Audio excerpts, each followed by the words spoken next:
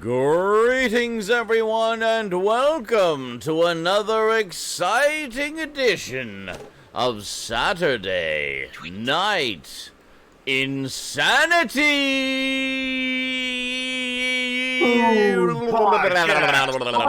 Podcast, send tweet, podcast. Oh my fucking god, do not remind me to do the tweet when I'm in the middle of my crazy intro. Thank you very much. Wait until it's done, then remind me if I haven't sent it. Anyway, it's been sent. Podcast. Podcast of the podcast. Skinslip's annoying. Excellent. There we go. Excellent. Thank you.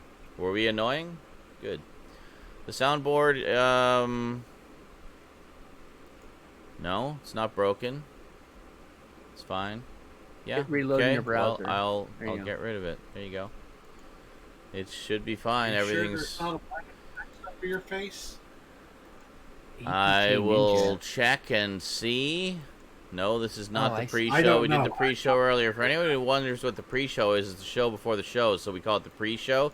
It's basically where we haven't started the show yet, but we want to start streaming because we just can't wait because we're so excited. We love streaming, so we just start streaming early, and we call it the pre-show. You can find them in the Saturday Night InSaNiTy playlist if you hadn't managed to catch it live. They are unlisted, so they don't show up publicly, but if you go to the playlist, you can see them in the playlist. They're listed also there. On Twitch, right? They are also on Twitch. Yes, correct. There you go. So, and they're all sorted chronologically, and I put the one that corresponds to that week's episode right before it. So, yeah, it's all good. Good stuff. Now, and basically, we just talk about random shit. Pretty much. Just completely unstructured. It's like the end of InSaNiTy. Completely unstructured, you know? Yes, correct. You get on the news and you start babbling. So, let's And it's 3 hours later, and like, oh, shit. Podcast! Motherfucker. Sorry. Last one out. I'm trying to test the soundboard. Saturday Night InSaNiTy podcast. Surprise, motherfucker. Surprise, motherfucker. Okay. I think we're hearing that. Hold on a second. And let's do a test alert. Here we go. Hey, cuppa, cuppa, hey, cuppa, cuppa, hey. Did that work? I couldn't tell. Is it working? Is that working? That's user play I'm not sure if it's working. Let me know if it's working. Is it working? I don't know if it's working. I can't tell if it's working. Is it working? Are you hearing anything?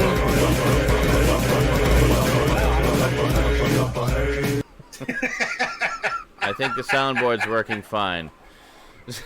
Nope.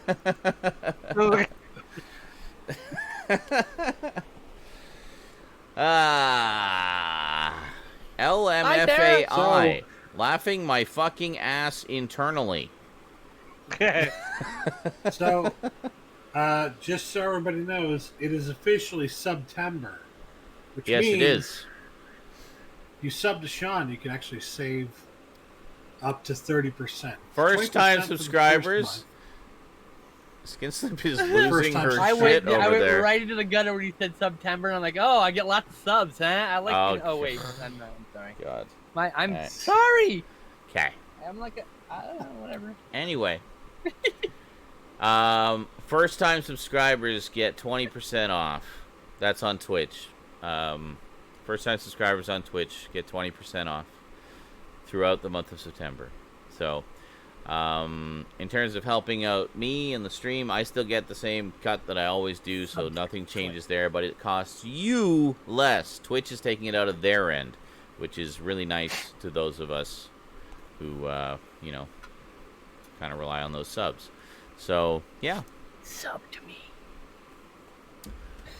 And you can sub to Yes, you Skinslip can sub too for if you up want. to 6 so. months in advance, and if you sub for 6 months in advance, it's like Oh yeah, actually, $21 or something like that. Oh my god, it's such a lot deal, less. If you're doing like 6 months in advance, you're saving 20% across those 6 months. And the streamer gets the It's same actually amount. up to 30% when you do that. And the There you streamer go. gets the same amount. Heads up. So That's what I was saying, you help yeah. them out still and save money. Yeah, so you're still helping me out exactly the same as always, but it costs you less. So, yay, savings. Act now. Operators are standing by.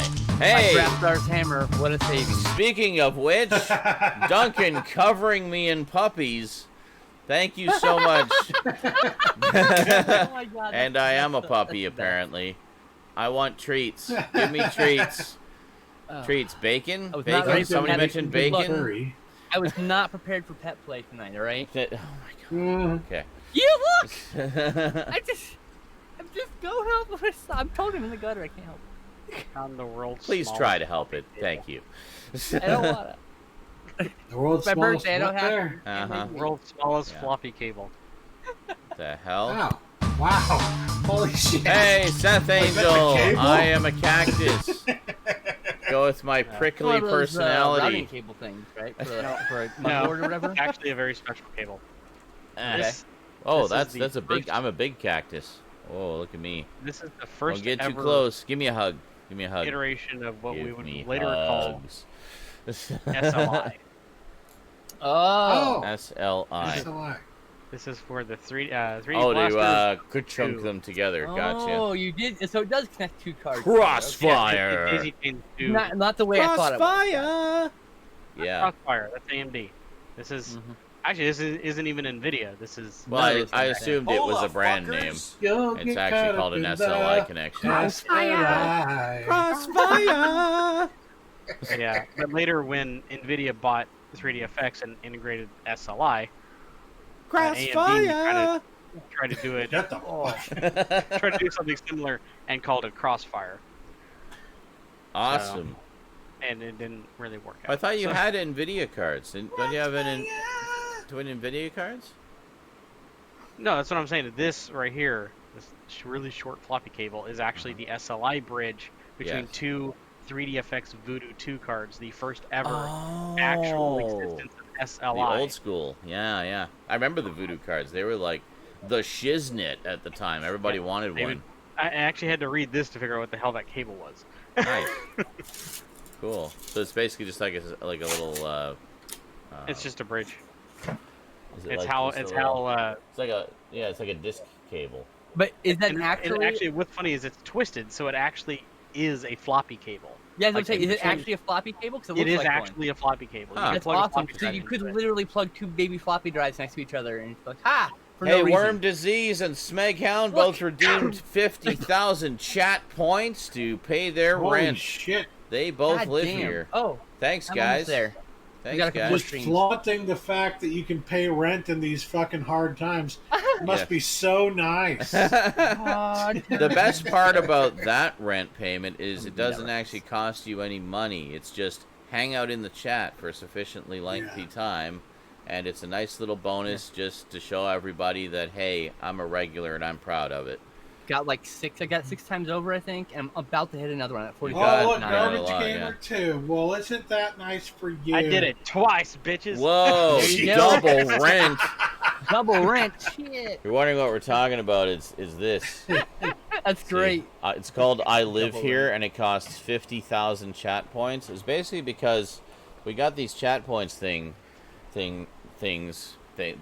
chat point thing. Anyway, chat points for people who hang out in the chat on your Twitch streams, and I didn't know what the fuck to do with them. It's like, what is this for? And it's just a fun little thing. And I didn't have anything set for it, and one thing you can do is like take like 250 points and highlight a message so it's a little more visible. People use it all the time to annoy me. So Stoud had amassed a ridiculous amount of points one day, and it's like, hey, Sean, highlighted, you should really think, highlighted, about doing something, highlighted, a little bigger, highlighted, with these chat points, highlighted. It's like every message is highlighted. Because it's far too easy to do this. Yeah. So I came up with I Live Here for 50,000 points. You can just blow your points load all on that one big one. And it's amazing how many people actually enjoy doing it. So, yeah. Seth Angel just paid it again. Apparently baby. has amassed a lot of points. That's good. Oh my god. Stewie has 172,000 points. You could pay rent 3 times over with change. Oh my god. That's crazy. Yeah. I think Michael was saying he has like almost $500,000 or something. He refuses to pay rent just to be a dick. What? Yeah. Sure. He just wants to highlight messages incessantly. Oh, see, he says, highlighted, I am speaking, listen to me, Michael, the Collector 98. Yeah. Jail. Well, actually, yeah, perfect. Oh, God. My viewers, ladies and gentlemen. You could be one of them. Well, you are one of them if you're watching this. Let's highlight everything. Technically. I hate everyone. Thankfully, You could be one of them. all of the annoying You are. highlight. Oh, it's Crolatin. Crolatin was the one. Sorry, Michael does pay the rent occasionally. It's Crolatin who refuses to pay rent. Oh my God, Crowley, you fucking cheap He's piece of just sitting shit. there You laughing. could pay it almost 8 times over with that.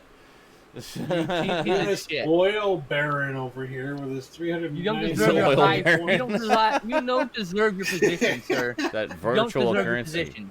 Take his sword away. Take this man's sword away. Worth so much more than Bitcoin. It's all about Twitch chat points.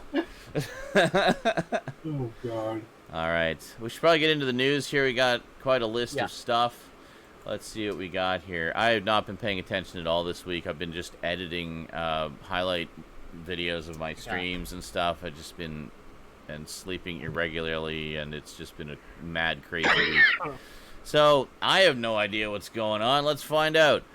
Raptor Rivera says, if we haven't addressed this enough already, we'll address it again just because. Before we get... Oh, she's gone. What the fuck?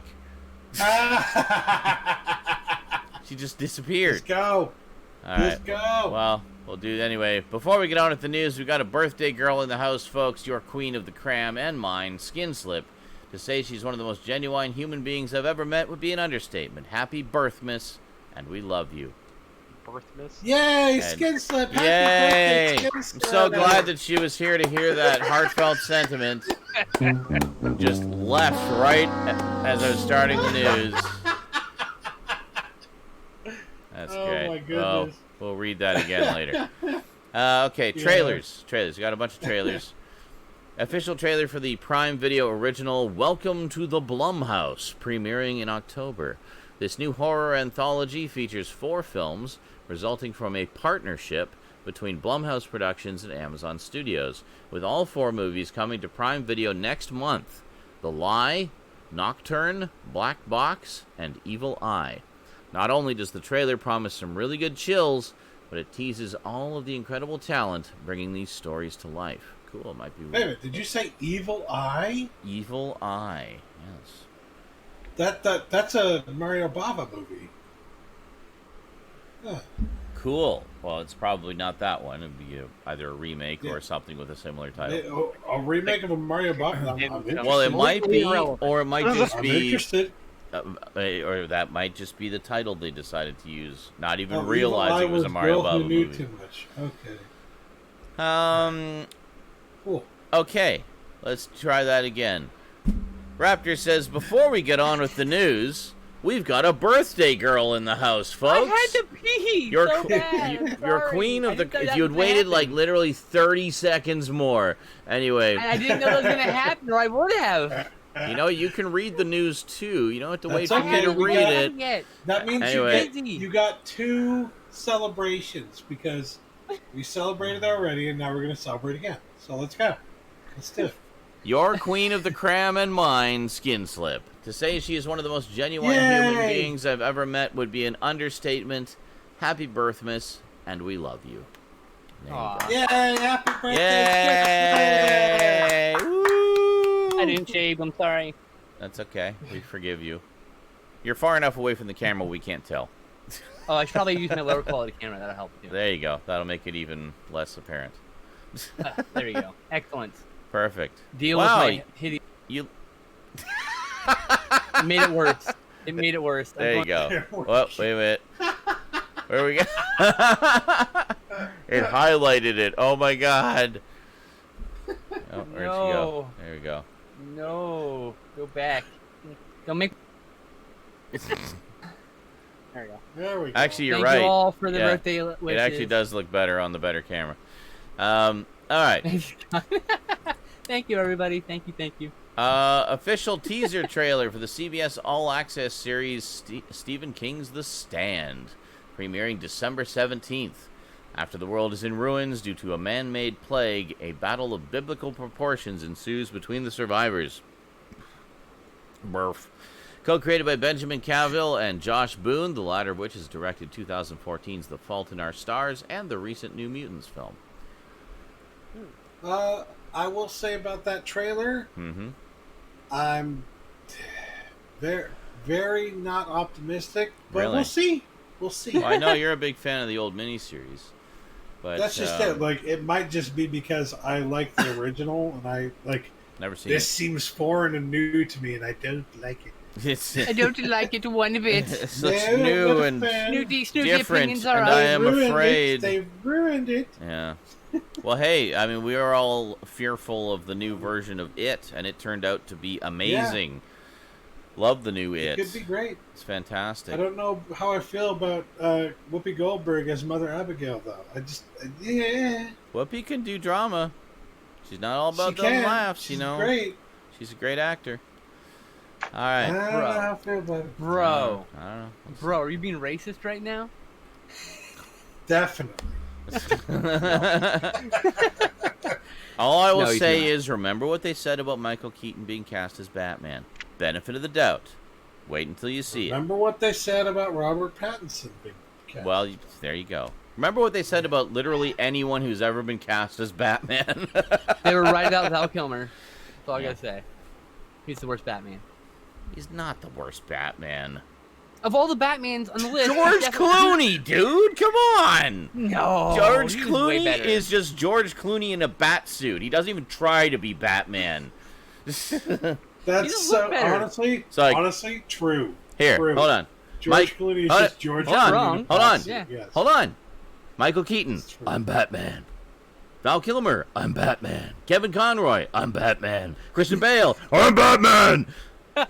George Clooney, hi, I'm Batman. Anyway, That car. It's Never like- leave home without it. It's like, hi, I'm. Oh wait. yeah. Hi, I'm Batman. I love George Clooney. I think he's awesome, you know, but he's not Batman. He was a good Bruce Wayne, though. He was definitely a good Bruce Wayne. Better than Val Kilmer. I think we talked about that. How what was it we decided was Val Kilmer was a better Batman, but not as good as Bruce Wayne. George Yes. Clooney was better as Correct. Bruce Wayne, but not as good as Batman. Correct. We've had this discussion. Yep. And that Michael was like Keaton- 8 years ago. And Michael Keaton was just amazing as both. So Sure. because Michael Keaton. Okay, carrying on. Second trailer for the forthcoming James Bond film, No Time to Die. I didn't know there was a first trailer. I haven't seen either of them. I'll have to check that out. I haven't seen it at all. Official trailer for the Netflix docu-miniseries Challenger, The Final Flight. Premiering September 16th. A 4-part docu-series on the 1986 Challenger space shuttle disaster, unpacking an indelible moment for a generation of Americans. Well, and Canadians, and basically the world. Yeah. I'm old enough Yes. to remember when that happened, and it was one of those where were you when moments. And I was in school and they showed it on TV. I was also in school. Yeah. Was it 89? 90? When was that? 86. 86. I was 5? Oh wow. I was 14, but still. Yeah. Yeah, that sounds about right. Yeah. Yeah. 6. I think it was 6 actually. And I remember there was an episode. There was an episode. 4. I'm a 4. Wrong direction. I'm 4. I was 4 then. I remember there was an episode of Punky Brewster that came on that same year, and it dealt with that. How she said they were watching it at school and it blew up, and like the shuttle blew up, and she was just really distressed by it. So I thought that was really nice that they did that, because a lot of kids watch that show. It was a great family sitcom, and it kind of helped as the parents were explaining the whole thing to Punky. In a way, they were also explaining it to all the kids watching. So I thought that was, very nice of them to do that. Official trailer for the dark comedy Spontaneous. A high school senior discovers that she and her classmates may explode at any moment. Perfect. Oh God. It's speed, but Spontaneous without the bus. Starring Catherine Langford, who previously starred in Netflix's 13 Reasons Why and 2019's Knives Out. I really want to see Knives Out. I heard it was really good. Official trailer for the action comedy The Comeback Trail. 2 movie producers who owe money to the mob set up their aging movie star for an insurance scam to try and save themselves, but they wind up getting more than they ever imagined. Starring the likes... Never fear. That sounds like the plot of Hail Caesar. We already saw that. I thought it sounded like the plot of The Producers, but okay. In both Well, cases. they kidnap his ass for fucking insurance money. That's the whole plot of the Hail Caesar. Starring... It's not for insurance money, but Starring... Anyway, Ransom. Sorry, so close. Star... Same thing. Starring the likes of Robert De Niro, Morgan Freeman, Zach Braff, and Tommy Lee Jones. Oh. So there you go. That's a pretty good cast. Yes. Not gonna lie. that sounds like it could be good. Yeah. Yeah. Official trailer for the Apple TV Plus series. Oh, so whatever it is, I'll never see it. Long Way Damn Up. it. Premiering September 18th. In the 3rd installment of their Long Way series, Ewan McGregor and his friend Charlie Borman travel on electric Harley Davidsons 13,000 miles through Central and South America, all the way to Los Angeles. Interesting. This is the 3rd. There was all the way around and all the way down. Oh, That was the other. okay.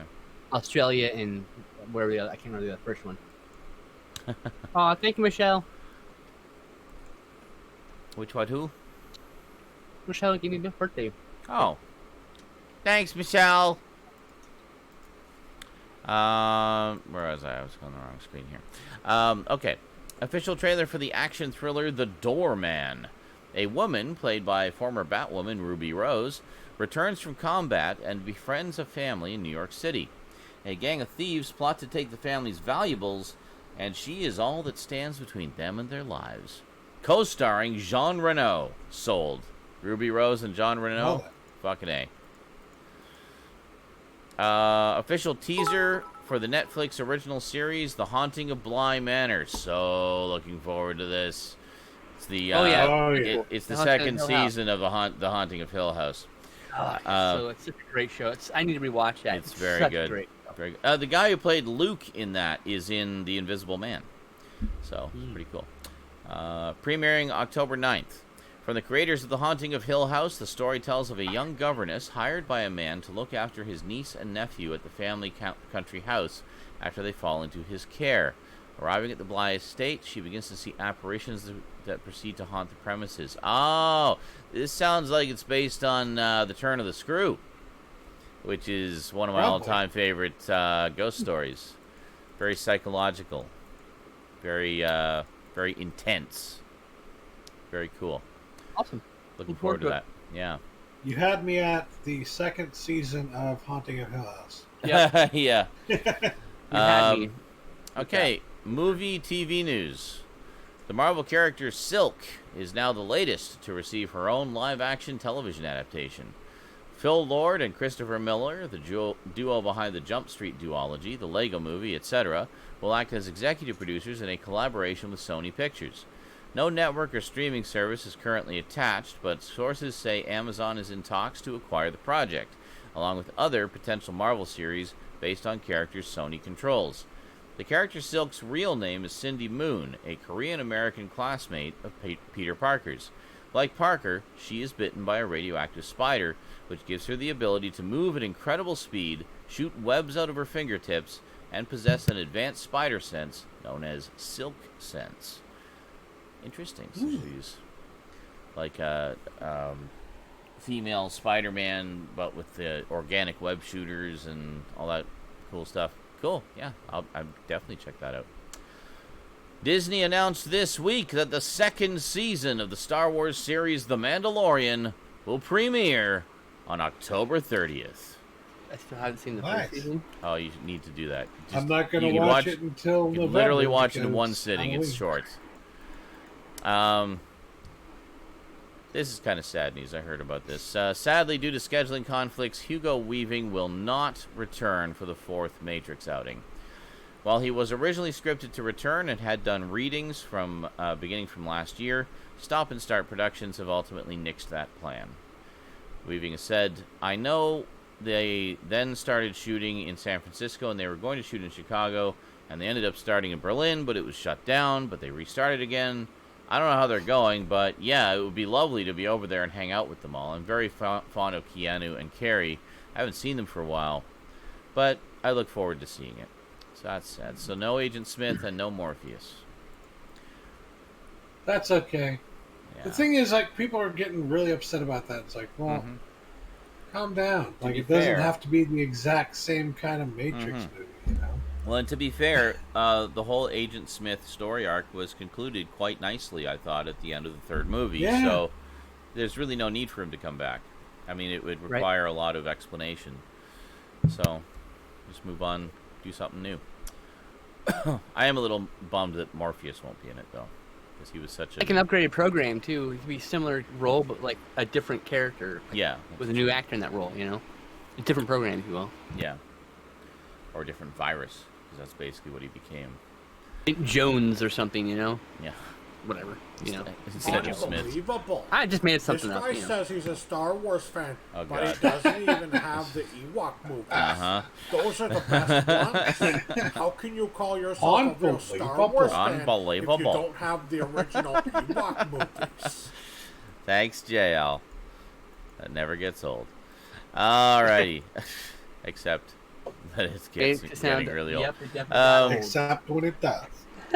Speaking of Star Wars, funny enough, Kelly Marie Tran, better known as Rose Tico from the recent Star Wars trilogy, has taken over the main voice role in Disney's Raya, The Last Dragon. The upcoming film will be one of the first Disney animation features to be developed from remote locations in the face of the COVID-19 pandemic. Interesting. Well, good. That's awesome. I'm sure Rosie will be all over checking that out because dragons. Jurgens, yay. Netflix is developing a docuseries focused on the infamous Woodstock 99 Music Festival, a 4-day event. Ooh. Oh my God. Designed to celebrate the 30-year anniversary of the original 1969 Woodstock Festival that ended in fiery chaos. The series will delve deep into the culture that created Woodstock 99 and tell the real story behind how 3 days of peace, love, and music went down in flames. Please get an interview with the guy who surfed on a door while there was fire behind him. I need to know who that man is. For those who don't know, Woodstock 99, which was widely reviled as a terrible fucking, like, the fucking performances and all that shit, everybody said were terrible. Nobody fucking bought the CDs from this fucking thing. But everybody who was at that event, if you want to talk about a fucking mosh pit, the whole fucking thing was a fucking mosh pit. Yeah. And everybody was fucking... I can't even tell you how many fucking broken bones there were during that fucking thing, because there were probably a fucking lot of them. But, well, didn't it, like, rain, and then there was, like, just mud everywhere, and, like, Nine Inch Nails Limp Bizkit, of all fucking people, Limp Bizkit fucking break stuff comes on and starts playing break stuff. Yes. God. And encourages the crowd to fucking start breaking everything. Yeah. Hey, how do you wonder how that happened? How all this fucking fire and all that shit happened? Yeah. Everybody blames Limp Bizkit for it, and they're not wrong. Yeah. No, it was the $20 bottles of water they ran out with on the first day. So people were fucking mad. There's no food, no water, none of the facilities worked. They were fucking angry before Limp Bizkit.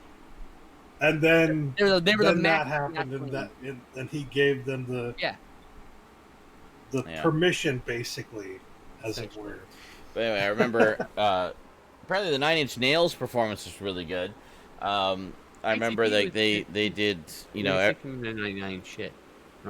Everybody was covered in mud, and Trent Reznor and everybody just kind of embraced it and just like covered themselves more in mud to have that sort of dirty grittiness, and which works with 9 Inch Nails, and just kind of rolled with it and just did their whole thing covered in mud. I mean, they would often do their concerts like covered in powder and, you know, different kinds of goop and whatnot anyway, so it wasn't that big of a stretch for them, I don't think. But yeah, anyway.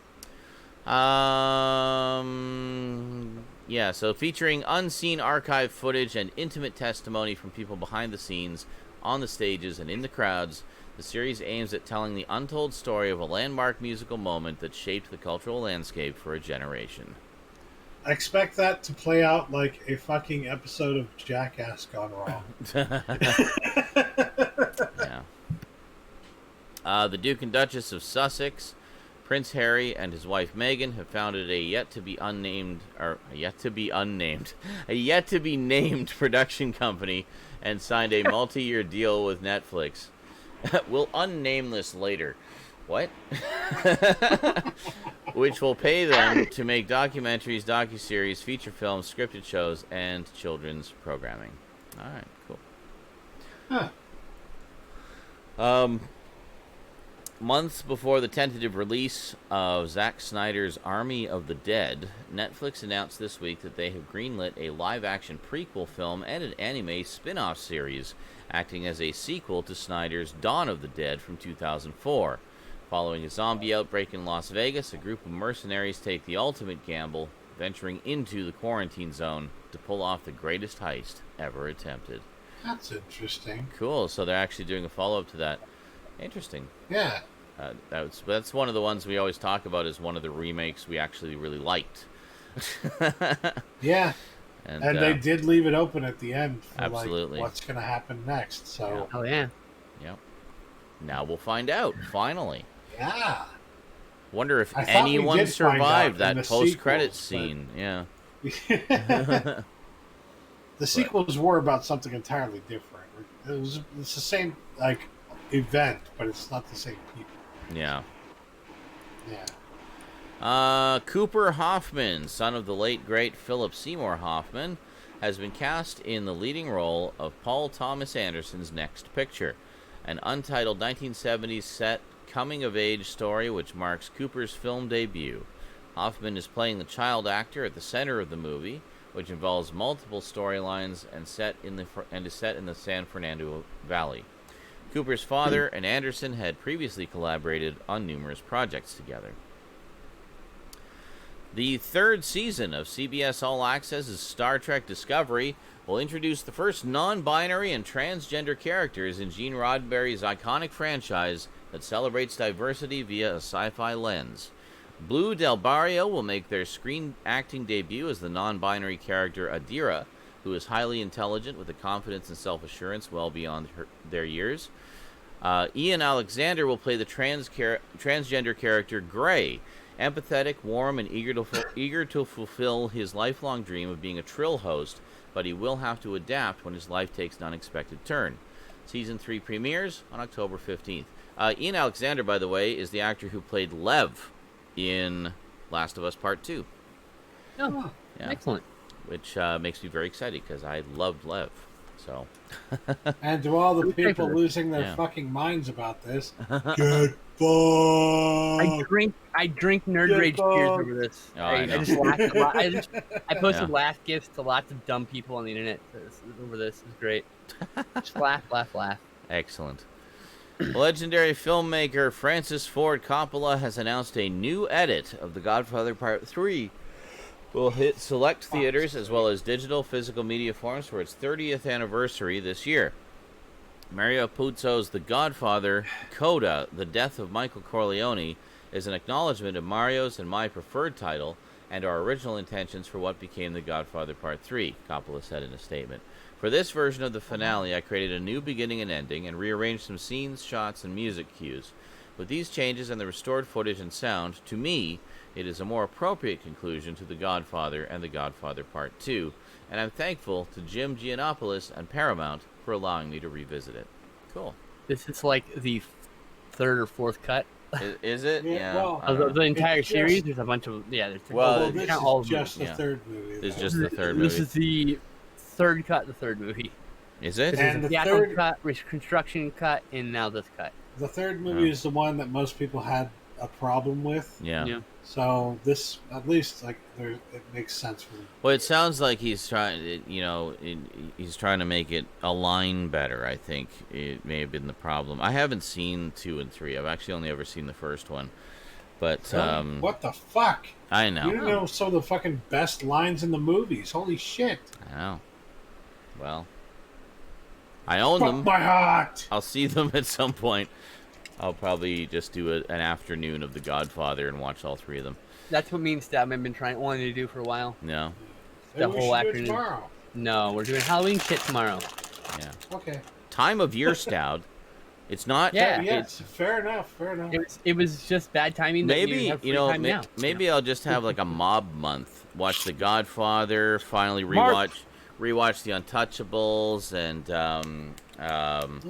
fuck's sake, Mob March. Goodfellas, and Mob March. Yeah, Actually, I like that. I like that.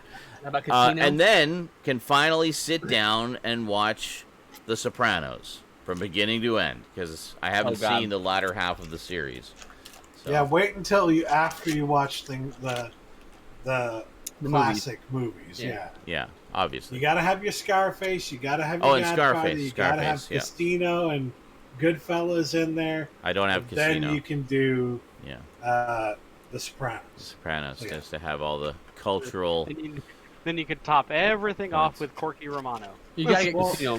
You might also want to put Untouchables in there. I mentioned Untouchables. I've got Untouchables. Yeah. Love it. I love the Untouchables. It's probably the first mob movie I ever saw, actually. It's great. Gluten-free kimchi barbecue pork rinds. Oh. Kimchi. Ooh. That sounds good. Korean kimchi barbecue. Yummy. Specifically. On pork rinds. It's like, oh, that's a cool combo. For those with a subscription to Shudder, Color Out of Space, a film by Richard Stanley, is currently streaming. I adore the movie. I adore it. And finally, in new release news, the first 3 episodes of The Boys Season 2 have premiered on Amazon Prime. Christopher Nolan's newest film, Tenet, premiered in select theaters, drive-ins, and Disney's live-action Mulan is streaming on Digital Plus. Streaming on Disney Plus for an additional fee. And addendum to that, sometimes he makes mistakes. It has been said that it will be available as part of the main subscription for free. I believe in December sometime. I don't know the exact date, but yeah. So if you don't want to drop the $30 to see it right away, just wait a few months. You'll get to see it as part of your regular Disney Plus subscription. Will do. Come December. Yeah. I wouldn't pay that much to see something on my fucking TV anyway, unless I just bought the Blu-ray, and that's how much the Blu-ray cost. Yep. Yeah. But pretty much. Like if I own it and I ridiculous. Can hold it in my hands, that's one thing. But yeah, you can't take it away from fucking rental? No. A rental that you can rewatch as many times as you want, but it's a streaming thing. It's you're paying like as much as you would pay for the Blu-ray to stream and you're not even getting the Blu-ray quality. Yeah, like I just don't understand. I'll just wait. I want to see it. What do you mean? It's in HD. I just know somebody's gonna leave that. Yeah, I know. You're fucking stupid. Yeah, with about a it's 10th. Not the same thing. With about a 10th of the bit rate that you get on Blu-ray. So yeah. Yes, like, it is technically high def because it's 1080p, but it's not the same quality. But you can watch a fucking Blu-ray on your screen, and then switch over afterwards and watch the fucking movies, the streaming after that, or watch it side by side like Skinslip suggested. Yeah. Then, and you can tell me then that there's not a marked difference. Then if you have eyesight dark problems and you need glasses. Any dark movie, you'll see the bit crush from the fucking encoding, just removing details in dark scene. Like no joke. Huge. And that's just the nature of they have to make it that small so we can deliver to lots of people, right? Yeah. So like I'm not saying this. It looks good. I'm not saying you should never fucking stream anything. I stream things all the fucking time. We watch it all the time. Same here. But it's just to watch. I don't have any illusions about it being anywhere near as good as owning it on Blu-ray. Well, and I'm not saying anybody who does prefer digital, but I'm saying is like, how dare you? How's your father? You can't say that's better or equal because it's not. You can still enjoy it, mind you, and you still be that collecting. I prefer VHS. Hey.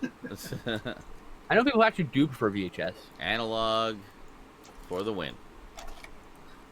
Alrighty. Okay, so we got a few obituaries, but we'll get to those after the video game news. I don't mean to step on any toes, but with the massive show last week, we forgot to talk about the new DC games that had debut trailers. Could you guys give your thoughts on Gotham Knights and Suicide Squad Kill the Justice League? Very good. That's a good point. We did overlook those, didn't we? I think they both look like a lot of fun. I'm actually more excited about Gotham Knights. Which is supposedly not part of the Arkham series, but totally looks like it's definitely from part of the Arkham series. So I've heard conflicting stuff. Some people... We had a discussion about this on my stream the other day, and we were looking it up. Apparently it is part of the Arkham series. Oh, good, because it looks like it is. Oh, yeah. Really? It is, yeah. There you go. Yeah, I mean, I'm guessing it's a... Batman's faked his death thing, and so the former. I like how it has all three Robins in it. Basically, you got Nightwing, Red Hood, and Tim Drake, plus Batgirl. When the trailer post dropped, I dropped a trailer to Grayson. Like, these people owe this man money. Yes, right. That's the first thing I thought of too. Like, this is totally Grayson, the game. Yeah. I mean, but it's not bad, but they owe him money. Yeah. Sandy Colora? Is that who did it? Yes. Remember. Yes, it was Sandy Colora. You're right. My brain. I watched that fan trailer, Grayson, so many freaking times. I was like, this looks amazing. I have a copy of my hard drive. I love this. I love this story idea. I wanted it to be a real movie so bad. I know. He wrote a full movie. He was actually. I know. He did that kind of both as a fan film and as a pitch to Warner Brothers. And, well... They turned that down. Can you believe that? I know. It's ridiculous. Can you believe that? God damn it, Worm Disease. It would have been amazing. I love the Arkman games. Me too. Arkman is great. Oh, God. Oh, jeez. Arkman Asylum. Arkman. Is my favorite Batman game. Arkman Asylum. Oh, it's Arkman Asylum. With the Batman. Like playing the Batman game. We love you, dude. It's okay. But yeah, so that was good. And I watched both trailers. Did you all watch the trailer for the Suicide Squad one as well? I did not. Okay. I didn't. I did. I don't remember it though.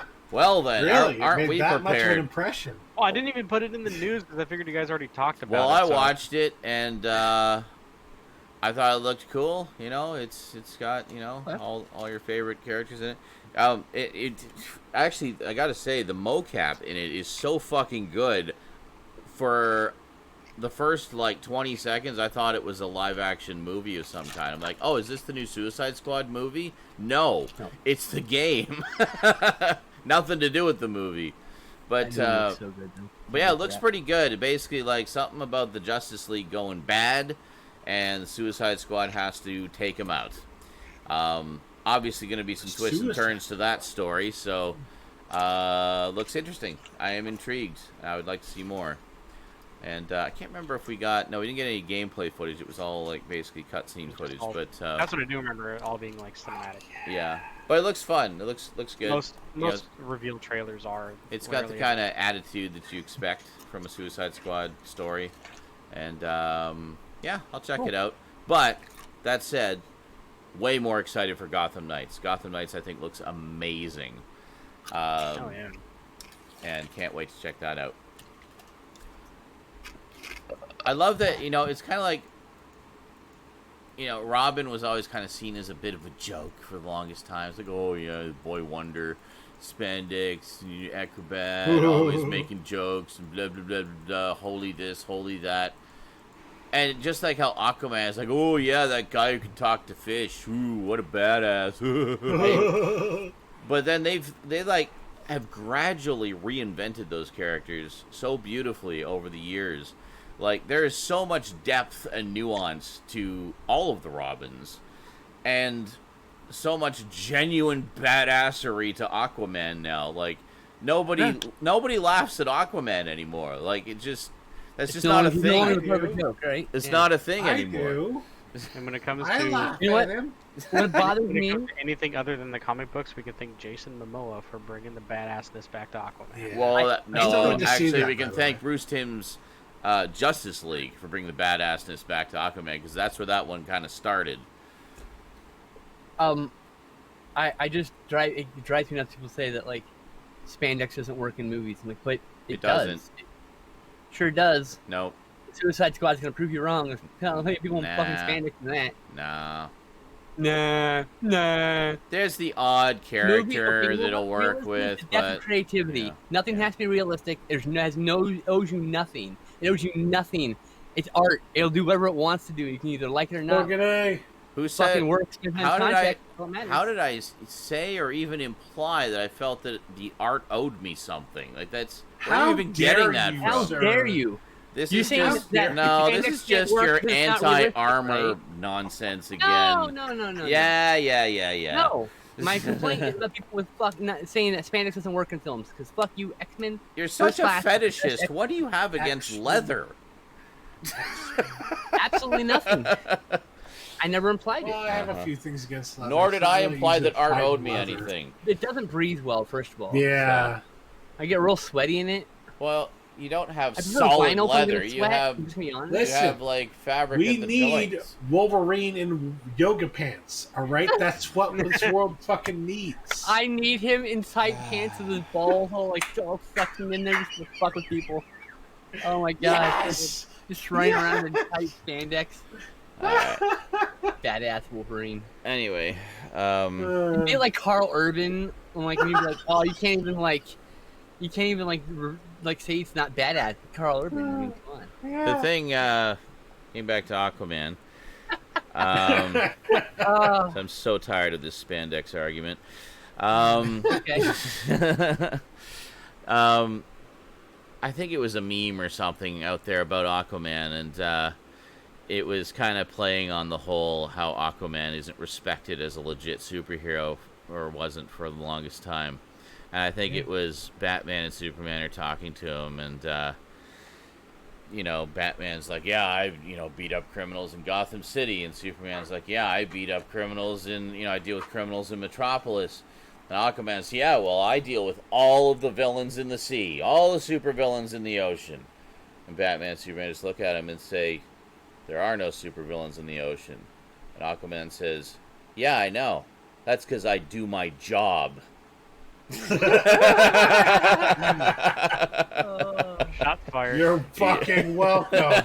Exactly. It's like saying, I believe in Odin because he got rid of the frost giants. There are no frost giants. Exactly. I know. Not anymore. Do your job well enough, people will think you're a fucking joke. That's what the reality is. Mm-hmm. Yeah. Because they literally won't believe that you did it. That's right. Thankless job being a hero. Anyway, Garbage Gamer. Gaming news? Yes. Yes. Yes. Yes. Alrighty. Indeed. So, there was some news from Nintendo that happened this past week. It's pretty big news, actually. Cool. They are going to go on a long adventure celebrating the 35th anniversary of Mario. Mario! Cool. Starting with a...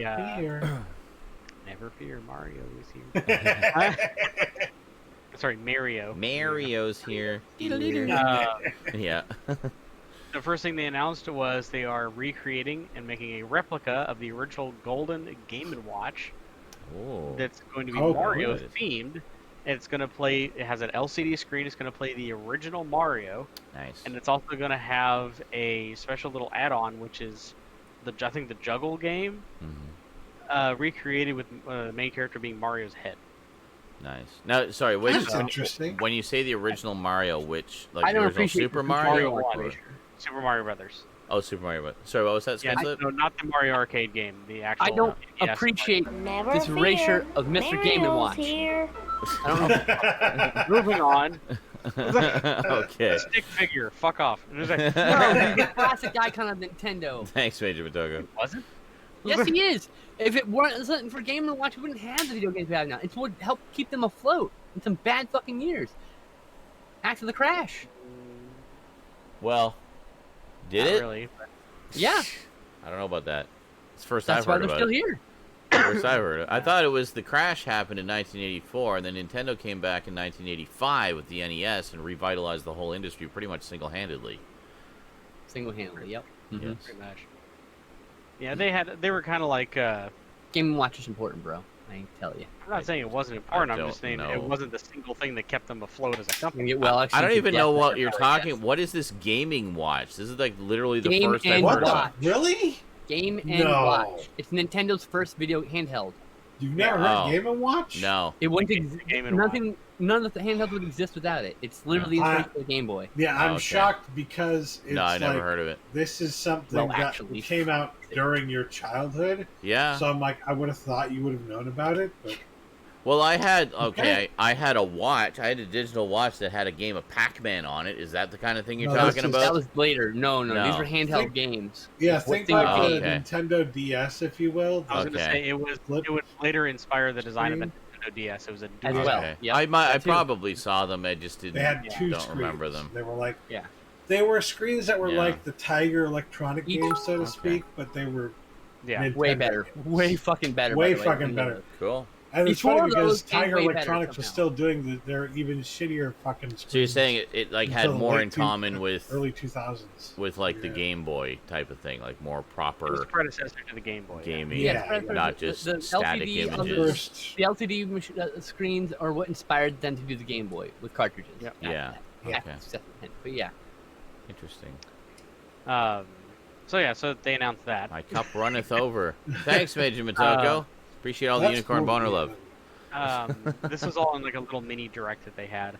The next thing they announced that they are bringing Super Mario 3D World to the Switch, along with an expansion called Bowser's Fury. Gotta get them. I want it.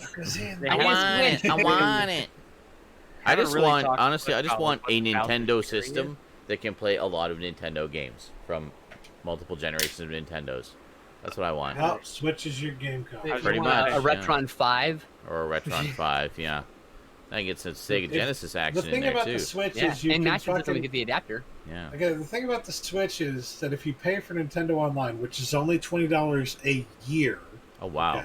Okay. You get a bunch of NES and SNES games. They have like an NES and SNES channel you can download. Nice. And that has all the fucking classics on there. Not all of them. Not all. It rotates. A lot of, licensing issues. So makes sense. So it's good shit. So like if you want a bunch of different games from a bunch of different generations to Nintendo, Switch is your game. Stop telling people to buy Switches. I'm trying to get one, Stoudman. Sorry. Son of a bitch. Everybody run out and buy them immediately.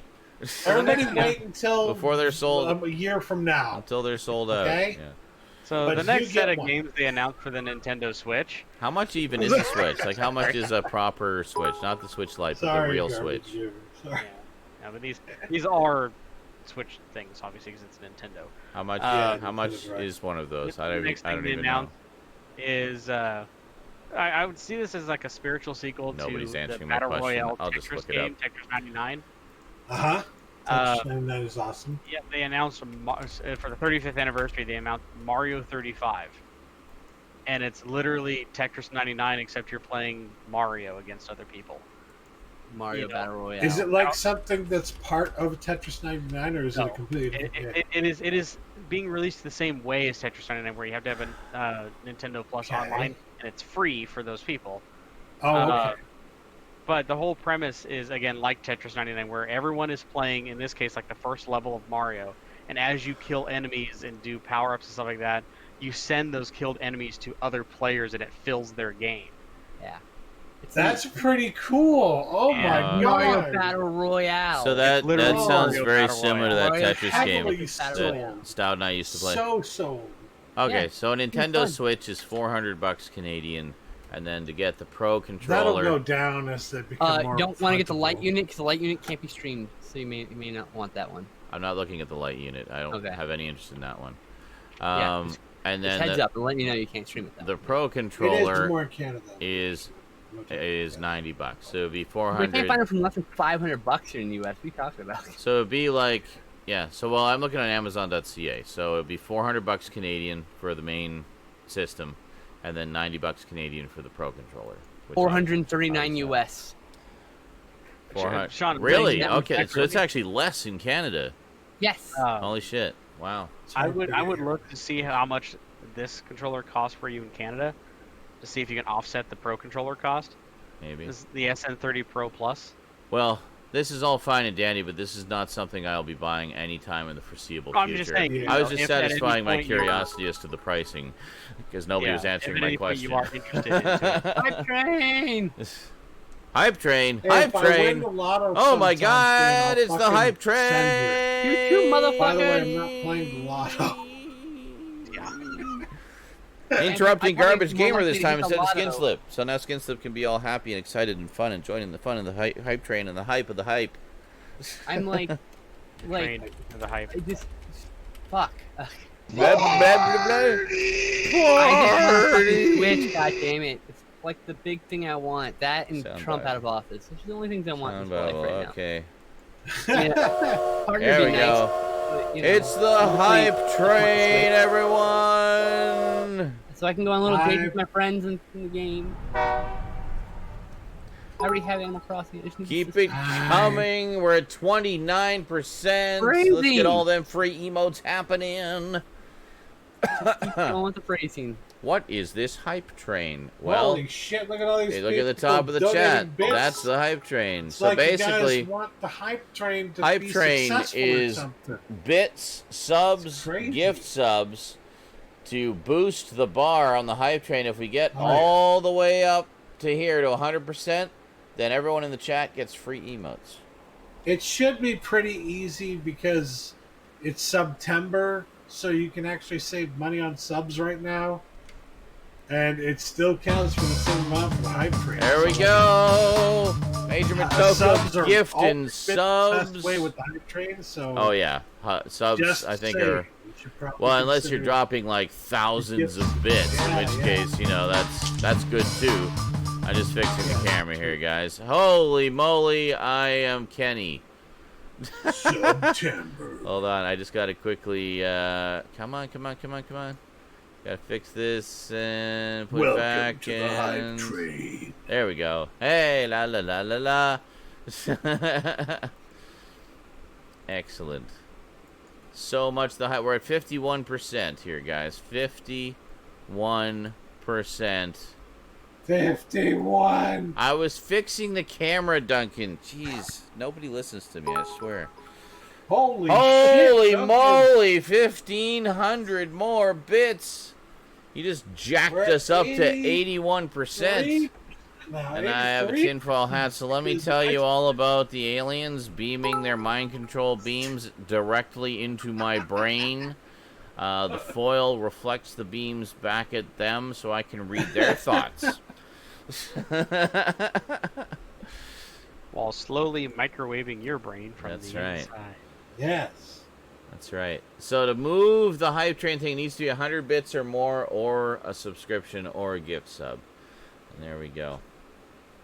That's right. The hype train emote. Oh, that's right. Hype train emotes only unlock for people who participate in the hype train. So you have to contribute something, even if it's only 100 bits or whatever, to get the bonus emotes from the hype train. Hey, some of those emotes are pretty fucking awesome. One They of the are. ones I've I got a have bunch of them. fucking Trash Fire, Yeah. and I love that emote. Oh, you got a trash fire one? I don't think I got that Yeah. one. Well, damn. Yeah. Oh, for fuck's sake. I'm playing Mario on waiting for the hype train. Huh, apparently somebody Mario. gifted me a sub to somebody I didn't know. Mario. Don't you love that when you're like, wait a minute, I'm not subbed to that. Oh, wait a minute, I guess I am. Because somebody gifted me a sub. Yay. Here's from the Twitch hype train. Those are all the hype train emotes I've got so far. We're at 96%, guys. 96%. That's a Trash Fire right there. I love that emote so fucking much. Oh, That's my Manic favorite says, emote. I think what that was trying to tell you is you're acting as Yes! the Cram Crypt foil. 100%, everybody. We made it. And now Sean is toast. Level Yes. complete. Yes, indeed. And now everybody shall Hey, at receive least John's not a emotes. burger. Oh, At Stout some has the point. trash fire one. Oh, I wish I had the trash fire. I missed out on the trash fire. Yes, because maybe you'll get it this time. Because Stoud very much is a dumpster fire. Yes. 20 seconds. You can still keep contributing. There's 3 levels to the hype train. So if I don't think we've ever hit level 2 before. We've come very close a few times. I, as your king, a just and fair Show ruler. me what level 2 looks like, everybody. I want to know what love is. 5. Sorry, there's 5 levels apparently. I didn't realize there was that many. Like. I want to know what level 3 looks like. Go away, fly. All right. So it's 6% for level 2. Did we complete level 2? Yeah, I think you're right. I think we completed it once. 2, like 2 streams ago, I think. 2 SNIs ago, I think. It's a few. I don't remember specifically. I think it was like a month or 2 ago. Yeah, I think it was a while. Yeah, it was ago. more than one episode ago. That's all I can remember. Oh well, yeah, definitely. She had a terrible memory. Don't forget. Yeah. I don't know how I remember. You've been live for 15 hours at this point, by the way. 15 hours, 41 minutes, 41 seconds. That is correct. Wow. I have. And I've got at least... Andy's got 4 more hours to do. At least 4 more hours. These guys may be, hanging back to surprise me and extend it even further. And that's fine. I can keep going. I bought extra coffee when I went shopping today. So going to... Wait, what? I am ready. One mulch Which way would should do I it. go now? Let's see. Oh yes, I guess soundboard things that cost 100 bits or more will also count towards the hype train. Because I know JL has done it with those before. Which way should I go now? We've got 3 minutes and 20 seconds remaining on level 2. Wait for it. See if we can get. Holy shit! Damn, Stout, you're not messing around. Hey there, I'm Owen Wilson, apparently. Owen Wilson, wow, I'm a lifeguard. I am Zeus. I'm going to turn myself into a variety of objects so I can fuck as many women on Earth as possible. And they'll never know it was me the whole time. I have bells. I'm here with bells on, literally. I'm just being bombarded with face masks. Hot dogs! Come back. Oh, yeah, hold on, I gotta catch it. I missed. Hold on. Hold on. Hungry or not, Jam. I have to pee. I'll be right back. I'm trying to... What's happening? That's my DM. I'm leaving. I'll be right back.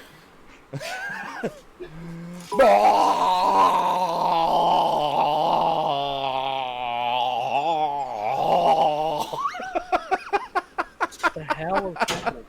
Every time I post a risque photo, I get hot dogs in my DMs. You need to look at the stream, and then you would know what's happening. I just hear noises. Look at the stream, then you'll know what's happening. I'm focusing. Nobody explain it to him. I know. I looked up. I know what's happening. I'm being sarcastic. Okay, all right. Don't you know what sarcasm is? No. I don't know. We got a minute and a half left. Stout just bumped us up to 48% with just an explosion of gift subs. So, keep it going. It's all up to the rest of you. Get those emotes happening.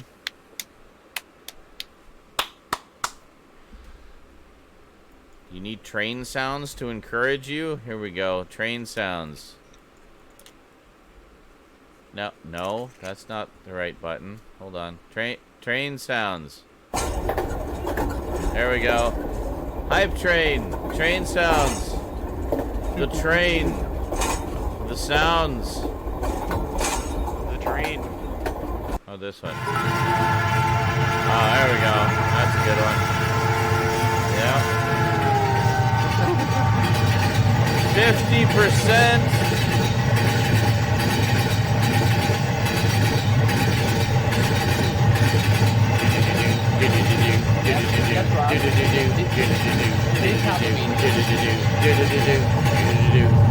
No. That's totally the Doctor Who train. Did you hear that? It was awesome. And yes, Roth, it is Halloween. Every day is Halloween. Every fucking day. Even Christmas. It's Halloween. Who is asking about Halloween? Oh, is it Halloween yet? Yes. Yeah. Of course. Always. Always Halloween. And welcome back, 007. Oh, hype train success for level 1. There you go. In the span of the entire hype train, I made it to world 8-2 in Mario 1. Level 1. I don't know what my new one is. Is it this one? Oh, it's this one. The hype chest. Okay. Damn, now I've got the fucking... my head. I want that slime face. God damn it. Well, that's it for the hype train. Renewed so I can fucking get those remotes.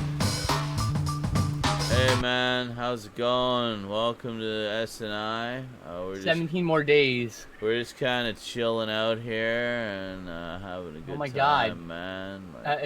It's yeah. Yep. Made it. So it was the ring girl, but you. There it is, right there. You're doing like a. Oh, is that what it was? Oh, I thought it was like a. It was so good. I thought it was a greasy-haired stoner guy or something. I don't know. I was trying to come up with a Danzig joke. I see the masks. I just improvised something, you know. No, it's not almost over. No, we're not finished. We're still in the middle of the news. We got interrupted by the hype train. And now Stoud went to the bathroom. And then Stoud went to the bathroom. Garbage Gamer is like, will they ever stop talking so I can continue the news? God damn it. I know, it's like interrupted every 2 seconds, then fucking hype trains. Like, God damn it. And then a 10-minute interruption of hype train. Yes. And Stoud pooping. Well, you can relax in that the hype train takes an hour or two to cool down before it can be triggered again. So good. I might be done with the gaming news. You might be done by then. Might be in bed by then. All right. But yeah, so continuing on with the gaming news. All right. What I was literally just showing on screen. Oh, here comes Stoud. Here he comes. Here he comes, walking down the street. Do a Stoud, a diddy dum diddy Stoud. Wow. I can tell you've been awake for 15 hours. I've been awake for about 18 hours. Yep. Because I was up for 3 hours before I started streaming. Okay. The next thing they announced is that Mario All-Stars is showing up on the SNES channel for the Nice. So, and obviously if you have a Japanese account, it's obviously the Japanese version. Yeah. This is the US version. And technically they already hype train, I'll mention it again. I made it to World 8-2 during the span of the entire hype train. Wow. Using them warp zones, eh? What type, baby? No. It's like 2 and 6 or something, right? 2 and 8, 2 and 5. Or was that? Sorry, which one were you playing? 1 or 3? 2 and 7. 1. 1. 2 and okay. 7. Yeah, because 3 is the what the fuck is it? The tornado thing. 3 has the one with the Okay. open world. Yeah. I was trying to remember, like, you go from the map. In the tube, go to warp 3, right? Warp 4? He said what it was, Stewie. You gotta pay attention, and then dude. You go one more. Super Mario All-Stars. And you go one level over, and there's another warp pipe. Yep. Right? Okay, and that's right. Oh, and that's well, he didn't yourself, say. literally. We didn't discuss it. Level 2 warp has the warp zone. They can warp you to level 4. Right. And level 4, World 2 has the warp zone. On the screen behind it. That's right. Okay. Yeah. So. It's been a long time. I've not played it in years. Yeah. No, the one on the screen, I mean, it's obviously King of Monsters, we can see that, but we don't talk about that in this part. We talk about it during pickups, when the screen's nice and big and you can see it more clearly. Yes. You should know these things. You come here every week. So the last bit that was announced for the 35th anniversary of Mario is they announced, and people have been waiting for this for so long, and it's finally happening, Super Mario 3D All-Stars. Oh. And for the Nintendo Switch, and it's a trilogy releasing of Mario 64, Super Mario Sunshine, and Super Mario Galaxy. Damn. But where's Galaxy 2? Yes! I've only played one of those. I've always wanted to play the other two. What about Galaxy 2? It gets left in the dust again. Pretty much. So Mario Galaxy, Super Mario Sunshine, and Mario 64 are all getting released in a trilogy pack. Well, damn. Sunshine's one of the games that was stolen from my collection. That makes me want to Switch even more. So, one day. I wish I had a Switch too. Sunshine is the game that goes for $80 or more now because it's so fucking hard to find. Really? Yep, and mine got stolen. All my first-party Nintendo games got stolen. Oh, good. There were some things that I omitted from it because I just thought it was kind of campy and weird. Yeah. Major Toko mentioned one. There's a augmented reality Mario Kart game where you buy little toy Mario Karts. You get to draw your own track in your house and drive your carts around the house. It's kind of dumb. Stoudman, are you drunk? Possibly. I think Stoud's drinking. Yes. Okay. Lucky. What gave it away? You're fucking drunk? No. Well, maybe a little bit. So anyway, next we got a trailer for a new Lego Star Wars game. Lego Star Wars: The Skywalker Saga. Oh, and so it's literally, 9? Yep, pretty much. If you play through all the major events, all the way up to the final conclusion with Rey. That's cool. Starting with Luke, ending with Rey. Nice. And it has everything in there. So it'd be like not starting with Luke, starting with Anakin. Yeah, going all the way back. Episodes 1 through. So it'd be like the complete saga which had 1 through 6, but they've added 7 through 9 in there as well. Pretty much. Cool. But they've updated the graphics. The graphics actually look quite amazing. Nice. There's you get to fly the ship this time and all the fun stuff. Nice. Rosie and I played the other one quite a bit on the PS3. There seems to be voice acting in this one too. Really? Yeah. That's interesting. That's different. Like a mix of new voice acted lines and also audio cues and clips from the movies. So it's sort of a ground up. At least that was shown in the trailer, so I'm going to guess that's part of the game because it was shown in game of these characters saying it, and they were audio clips from the film. Okay, yeah, because I remember the originals they did, and it was kind of when the Lego characters were still kind of speaking in mime and just grunts and whatnot. Right. They didn't actually say words. Some other stuff that was announced with NVIDIA pretty much ruling the roost when it comes to graphics cards here in the last few years or so. Their big announcement of their new line of RTX graphics cards, the 3000 series, has sparked a lot of game companies going, yeah, okay. So you're going to say controversy. They're hopping on board. Pretty much the meme going around for a while was PS5 and Xbox Series X are going we're gonna finally give you a console gaming experience that rivals PC, and the video's no.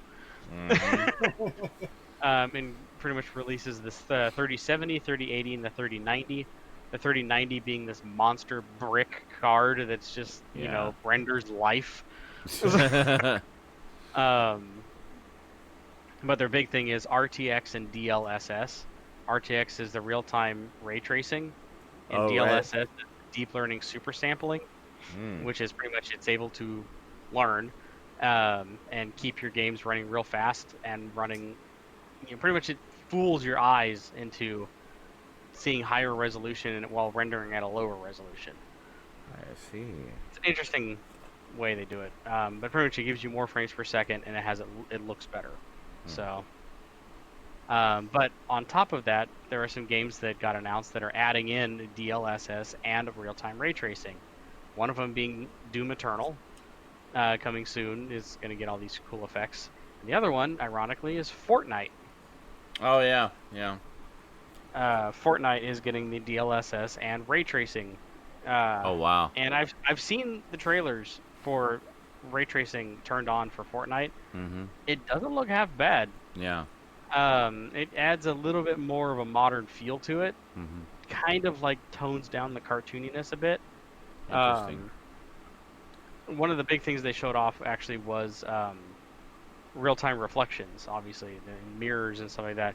Yeah. It's actually reflecting. It's not just like a second render of the character like to make it look like a mirror. Yeah. Faking it or whatever. So, because one of the shots they showed was characters running in front of like a storefront that has a mirror or a window in front of it. Yeah. And you can actually, they show what it was before, where I guess it's like a blur, like it fades into an infinity blur. Mm-hmm.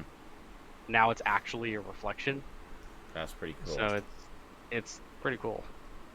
So. Yeah, they've slowly started to introduce stuff like that into Fortnite. Like earlier this year, they changed the physics engine to be one of the current ones that Unreal uses, apparently. I forget what it was called. So they've gone off the Havoc engine? Yeah, it's something else. Yeah. I forget. Havoc has been Unreal engine for years. Yeah, but there's like a new physics engine that they did, like that Unreal did. I forget what it is, but anyway, it basically just it was very subtle changes. Just you see more particle effects and capes move more realistically, and just other little changes like that. But basically, that was kind of the first step in moving it towards the Unreal 5 engine, which is what they're planning to do with the next, I guess when the new consoles come out. They're going to have it, for the consoles anyway, they'll have have it running on Unreal 5, which should be interesting. Look forward to seeing what they do with it. Yeah, I mean, if any of you out there want to, look it up, there are trailers for both of these, for Doom Eternal and for Fortnite, so you can kind of see what I'm talking. You can also go to NVIDIA's website. They have those. Oh, hello. That counts. Hey, 007. 20 bucks. Dono. Thanks, dude. $5 more and we've got $5. Another half hour. $5 more and we get another half hour. That's right. Yeah. That's awesome. Thanks, dude. But yeah, if you go to NVIDIA's website, and they've done this for years with all their new technology that's come out. There's a slider. You can go there and they'll have pictures from the game from when it was RTX off versus on. Okay. You can actually get a detailed look of what's changed. Like compare it, yeah. Yeah. Should mention also, for those who may not have seen it, there's a wonderful trailer demonstrating the Unreal 5 engine if you want to see what it can do. It's pretty frickin' incredible. I don't think we will ever get an engine that can truly compete with Unreal. And it's just pretty amazing. It's pretty unreal. Unreal controls that. Yeah. Cliff Bleszinski, you're a fucking madman. Yep, and we love you for it. So yeah. Next big here, World of Warcraft actually has a new expansion coming out called Shadowlands. And I heard about that. Yeah, apparently this one, I haven't played WoW in a while. Just 1 second. But one thing. 1 second, garbage. I missed this. Major Matoka said the RTX 3090, also known as BFG PU. I've seen that. Yeah. Holy moly! 007's not messing around. And Major Matoka just dropped the extra $5 in as well. Damn, all right. You're gonna be streaming into tomorrow. I'm gonna. Well, it's already going till tomorrow. It says okay.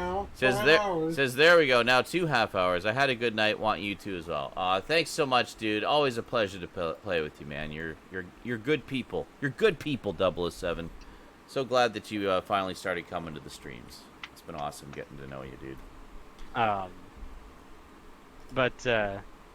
Anyway. The marathon never ends. Yeah. Sorry. What's kind of significant, actually, why I'm mentioning it, I haven't played World of Warcraft in years. But this one is kind of interesting because Shadowlands, or the Shadowlands, is where your character manifests when that character dies. Yeah. When your character dies and they come back as a ghost, they're a ghost from the Shadowlands. So this is for the first time in the history of the Warcraft series, we're actually exploring the land of the dead, the true land of the dead. That's cool. And a lot of people are so there are people that I've known for years that have not touched this game. They are super excited to come back to this. Nice. And So yeah, and I've seen the trailers, and they've managed to squeeze so much detail out of that old ass fucking engine that they're using. The game still looks, even to this day, pretty damn good. It's really the art style they have is really eye-pleasing. Yeah. Pardon. Bless you. So. Jesus. So are we still alive? Oh, it came from your toes. Jesus. So. Goddamn, And last but not least here, this one I'm just throwing this one in here. It was an announcement trailer, and it seemed goofy and kind of fun. Doesn't look all that amazing. It's called Hypercharge Unboxed. Okay. And it's a first-person shooter. It's a classic deathmatch kind of game, kind of like Unreal Tournament or something like that. Except you play as action figures. And you're like in a bedroom, or you're in a toy box, or you're outside in a playground. That's and cool. I highly advise everyone to look up this game and watch the trailer. You will laugh your fucking ass off. Because it has like a bunch of adults like with pitch shifted voices to sound like kids, and they're like whining and crying the entire time, like you would hear kids playing with action figures, like, no, you stop hitting me, no, you're hitting me. And it's fucking hilarious. And then it has just the over the top, like you would hear selling toy commercials in like the 80s and 90s. You know, get the action figure today, something like that. It's so much fun. Available at toy stores everywhere. Some assembly required. The chat told you can't follow yourself. It's true. I actually have gotten a follow button on my own channel and tried to click it and see what happens. Yeah. Like, you can't follow. No. Even at the very end of the trailer, it has, when they're talking about all the platforms it's going to be on and all stuff like that, it said really, really, really fast. Yes. So, like, you know... This is the Micro Machine Man. Yeah. Yeah, pretty much. You know, the whole, you know, whatever sold separately and stuff like that. I'll put the name in the chat. The game is called Hypercharge Unboxed. Which is like the most generic sounding title. But yeah. That's beside the point. Yeah, Hypercharge Unboxed. Toy Box Warfare was already taken. Damn, Manic. First person shooter like that. I think Manic has everyone beat. Well, I have Manic beat, but my fucking thing got broke. And so I had to refollow 1 year, 4 months ago. Oh. But I'm a fucking founder on the channel. It was like the second or third sub who discussed this. So, like, I was going to say something like I followed Sean before he was cool, but... Yeah, well, we all did because we were the first people to follow him because he's like, hey, guys, I got a Twitch. I'm like, all right. I know. Hey, I followed that fat bastard in here to meet Sean. A lot of them after them all telling me to get Twitch, saying, dude, you got to get Twitch. You got to get Twitch. Stoudman has been doing for 7 years, 6 months. So you all, so Stoudman, Skinslip, Manic, you all probably followed me like at the same time, like you all, like all in the same within days of each other. 7 years. Yeah, it's probably the minute you made it, you posted it, and we all fucking followed you. Pretty much, yeah. I'm right Gamer didn't hear you. about it for 5 months apparently. I don't think he had an account for a while. No, I kind of avoided Twitch for a while because I was on the idea of, you know, Twitch was on the wrong side of gaming. Wait a minute. It says Michael's only been following for 2 months. It's like, wow, so nice to have new people here like Michael. Like, that's the thing is, like, it's, we know that's BS. He's been here for a lot longer. Yeah. But, like, that's why I'm saying that it glitched out for me, too, right? Yeah. Honestly, Sean's the only reason I have a Twitch account. Well, there you go. So you're welcome. Because yeah, you do some streams sometimes. I started getting curious in it, and my account is older than Sean's. But back when I had a Twitch account, I didn't have one. I didn't have a computer that could do it. Yeah. And I think I was the first one to get a Twitch account. Because I think honestly, God, I can't remember what were some of the first Twitch streams that I watched you do. I want to say it was I got it because you were doing Dead Space. I didn't stream Dead Space originally. Right, but you didn't. Wait a second. Yes, 7 years ago I did. That's when Dead Space 3 came out. Yep. And I did like. You did all 3 of them. I did all of them. I did them. Like all of them. I did all of them. I did. So I'm saying Extraction in the middle as well. So I did the first one, second one. I did the first one, Extraction, then the second one, then played the third one. And the third one was the first thing I ever recorded with the capture card, or at all, actually, in high definition. And we're supposed to do the multiplayer stuff when we haven't yet. No. Hey,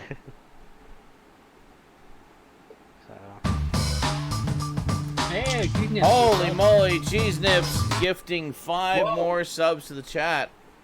Wow. Raptor Rivera got one. And Raptor got one. And She-Hulk got one. Yay! Yay. Alright, what is on my head? Oh, it's a tea bag. It's a tea bag. Hold on. There we go. There we go. I am being teabagged, literally. Oh, I know I'm Cthulhu, but I like to prefer to say that I am Man-Thing. Hello, I am Man-Thing. I cannot speak. Oops. I'm a snowman? God. Oh, Lord.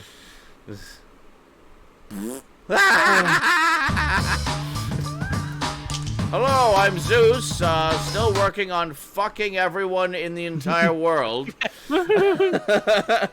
And having as many illegitimate children as I possibly can. Thank you very much. Zeus. Once again, I am Zeus. Yes. Feel my wrath and my mighty sperm! Okay. My name is Zeus. I don't pull out. Anyway. Oh my god. Anyway, that's it for the game. Okay, excellent. That was amazing. So now that we're all giggly and happy, let's do the obituaries. Yeah, oh yeah. Yay! God damn it. We'll just never find an appropriate rhythm for this, will we? No. It'll always be very fucking awkward. So I need to address one that was sadly overlooked last week. We had so many obituaries last week that Raptor omitted a few from the news list and posted them on the general board on the Discord just so they would be covered somewhere. There was one that, unfortunately, I wish had been included in the main list because it was kind of special to me. We lost Ben Cross last week.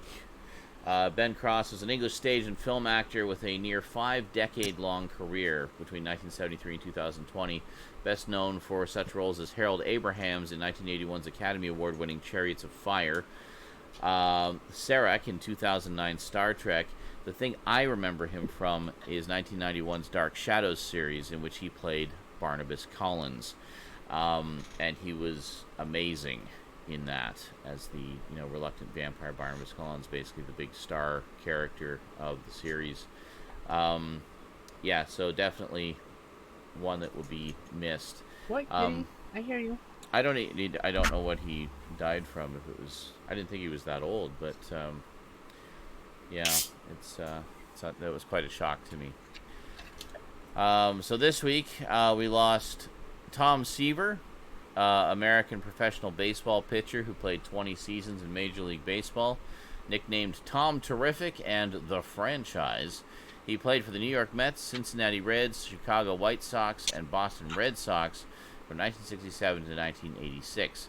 A longtime Met, Seaver played a significant role in their victory in the 1969 World Series over the Baltimore Orioles. In 1992, Seaver was inducted into the National Baseball Hall of Fame by the highest percentage of votes ever recorded at the time. Wow. Yeah, he was a great fucking pitcher. Yeah. Fantastic. I mean, on the level of maybe not as good as Nolan Ryan, but pretty damn fucking close. Nice. Just to give you an idea. We also lost Brian Franzak, famous paleo artist who came into notoriety in the 90s with his dinosaur artistry, coming up with the paintings for the Kenner line of Jurassic Park collectible trading cards.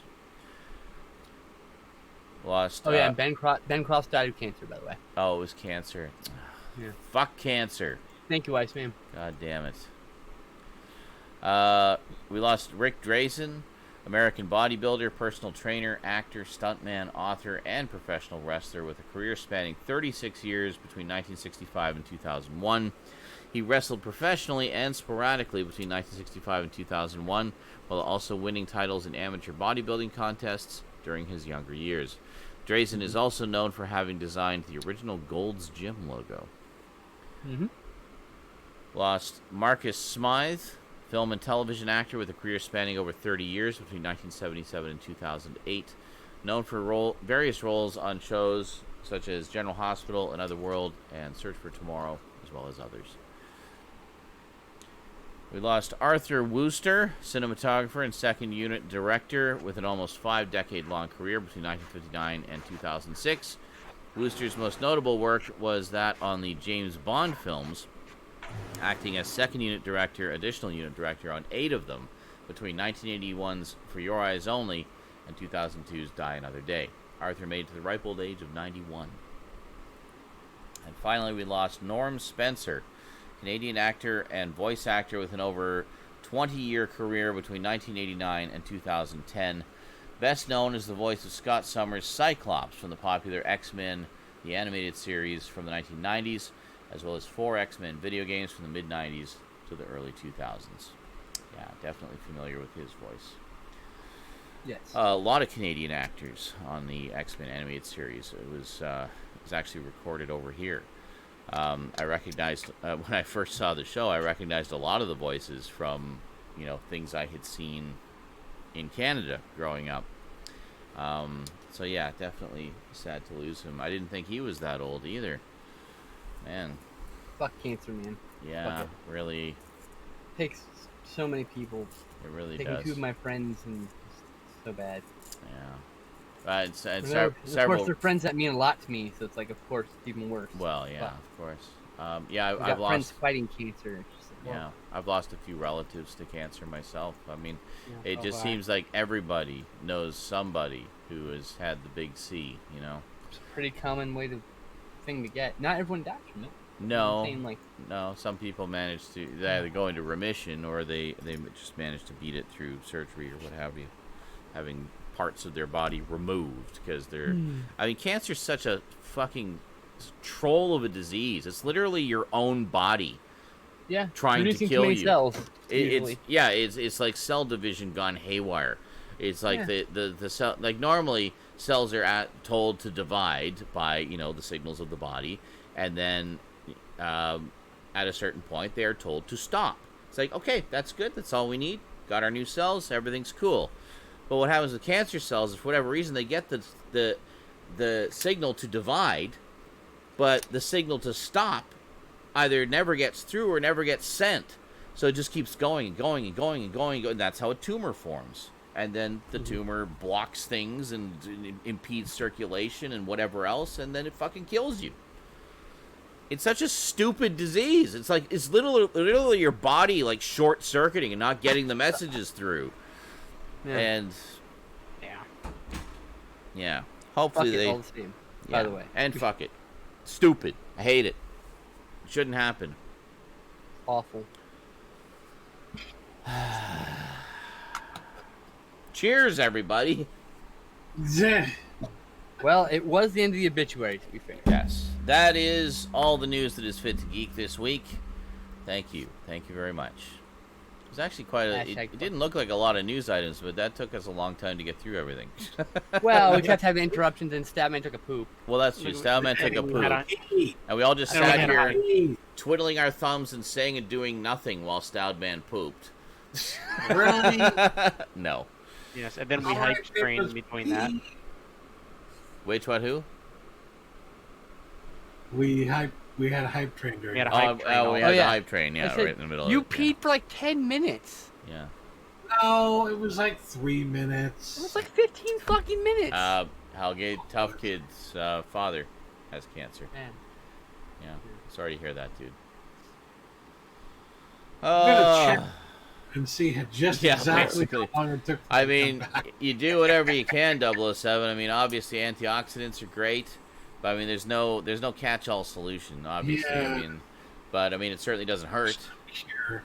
Like, I mean, me, I take a lot of vitamins because, I know the desired effects I want my body to have, so I take the vitamins that provide those effects. So, the main thing, if you really are concerned about cancer, is to get a physical done every single year.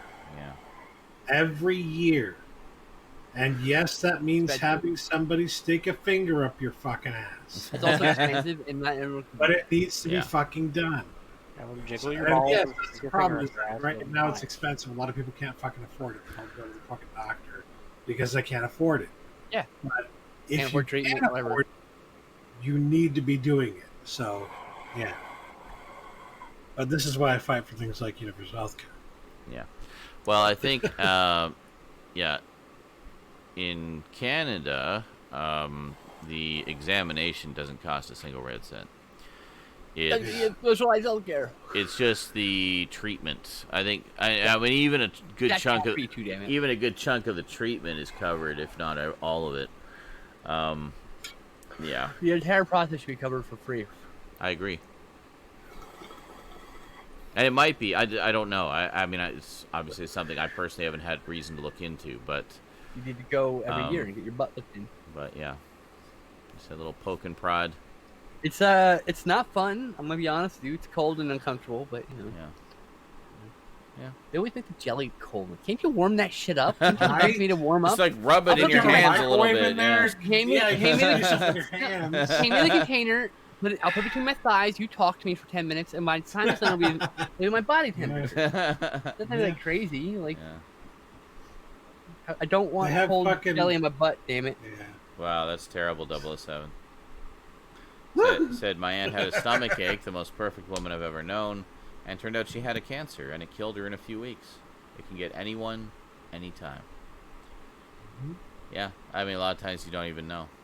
I just recently passed. I recently passed the birthday of my friend Nick, who cancer slowly ate away. So I mean, took his leg and his eye. He was such a good dude. He was like making jokes about being a pirate and like. I was like, I love that man. He was such a good some guy. people. I mean, it's. I mean, you have a choice when you're faced with something like that. Is you can lament about it. I mean, you have no control over it. It's just a thing that's happening to you, or you can own it. And it sounds like your friend clearly chose the own it path. It's like, you know what, this is happening. He's one of only like 2 men I've ever had actual like. Might as well have a laugh, you know. For. And honestly, laughter really is the best medicine. I'm not saying that it cures things, but it sure as hell makes you feel better. You know, spiritually and emotionally. We should we gotta turn off the fucking cancer train. Let's talk about something nerdy. So, pickups. I don't have any this week. I have one. So let's just talk about cancer 14. All night. No, let's not. Let's not. 14. Yeah. 5. Ow. 5 and 1. Cool. Well, this is gonna seem really. Hey, girl, I want to go first. This is gonna be really ill-timed, but it's been a while, and this is going really long. I'm gonna go for a smoke. Oh, great. Wonderful. Thank you for just leaving us here in the lament. High and dry in the you son of a bitch. This motherfucker. Someone boo this man. Boo this man. Oh my goodness. I am fucking boiling. I took an edible and I get all sweaty and shit. Yeah, I got a fucking fan right next to me. That's why if you've seen me leaning over like this at all, yeah, you can see my fan right here. When I smoke, I have to go like this. I'm so glad you explained that, because like, just you going like this. It's not exactly a. What the fuck are you doing? Are you farting or something? The one pickup I got that I'm not going to talk about on the pickups, no one cares about. Sean doesn't want to hear it. I got a garter belt and stockings, and there are photos on my Twitter of me wearing my new dress. Cool. Nothing super provocative, just a little sexiness, you know. That's cool. I thought really cute, so I put pictures up of me, my nice dress, I dressed up for my birthday, took some photos just to feel nice, and then it got really hot, and I was like, fuck that shit, I want these things off my legs. Plus, I felt, the other night when I got them in, I was so happy to get them, and I put them on, I felt so fucking powerful, I felt so good about myself. I was laying on the bed, like, talking with people, like, all my crushes, I was, like, sending them messages, you know, being really cutesy, right? And then I fell asleep and woke up like 6 hours later with bruises on my thighs from where the classes were sitting. So yeah, they're still a little sore. You know, that's not the pictures aren't for everybody, and that's fine. It's not your thing. That's fine. I don't need to hear about it. You just keep that shit to yourself. I don't need to hear about your preferences. You can just hear about my content. If you want to see it, you can go look at my Twitter. From earlier today, it's like not that far down my timeline, honestly. But yeah, so yeah, I got garter belt and stockings. They're super cute, but I got like an actual pickup to talk about when Sean gets back. Fucking A. An actual fucking pickup. Oh, I've been having gender euphoria for like 3 days. This is like the first time I never had gender euphoria 3 straight days, much less 2 straight days. I'm sure I'm fucking manic, like up manic, and I'll be down manic in about a couple days. But it's really nice to think I'm like cute and feel cute and sexy because like it's not common. Dysphoria is brutal. It takes a glance in the mirror. It takes brushing my penis wrongly with my hand. Like, the existence of the penis causes dysphoria, right? So, like, and not all the time, just sometimes. It's the wildest shit. Like, and I'm perfectly fine, and like something like that, and I'm like, oh, I just feel like awful. It's like a fucking cloud just pops into your fucking brain. I don't recommend it for anybody. Dysphoria is no fun. But gender euphoria, yeah.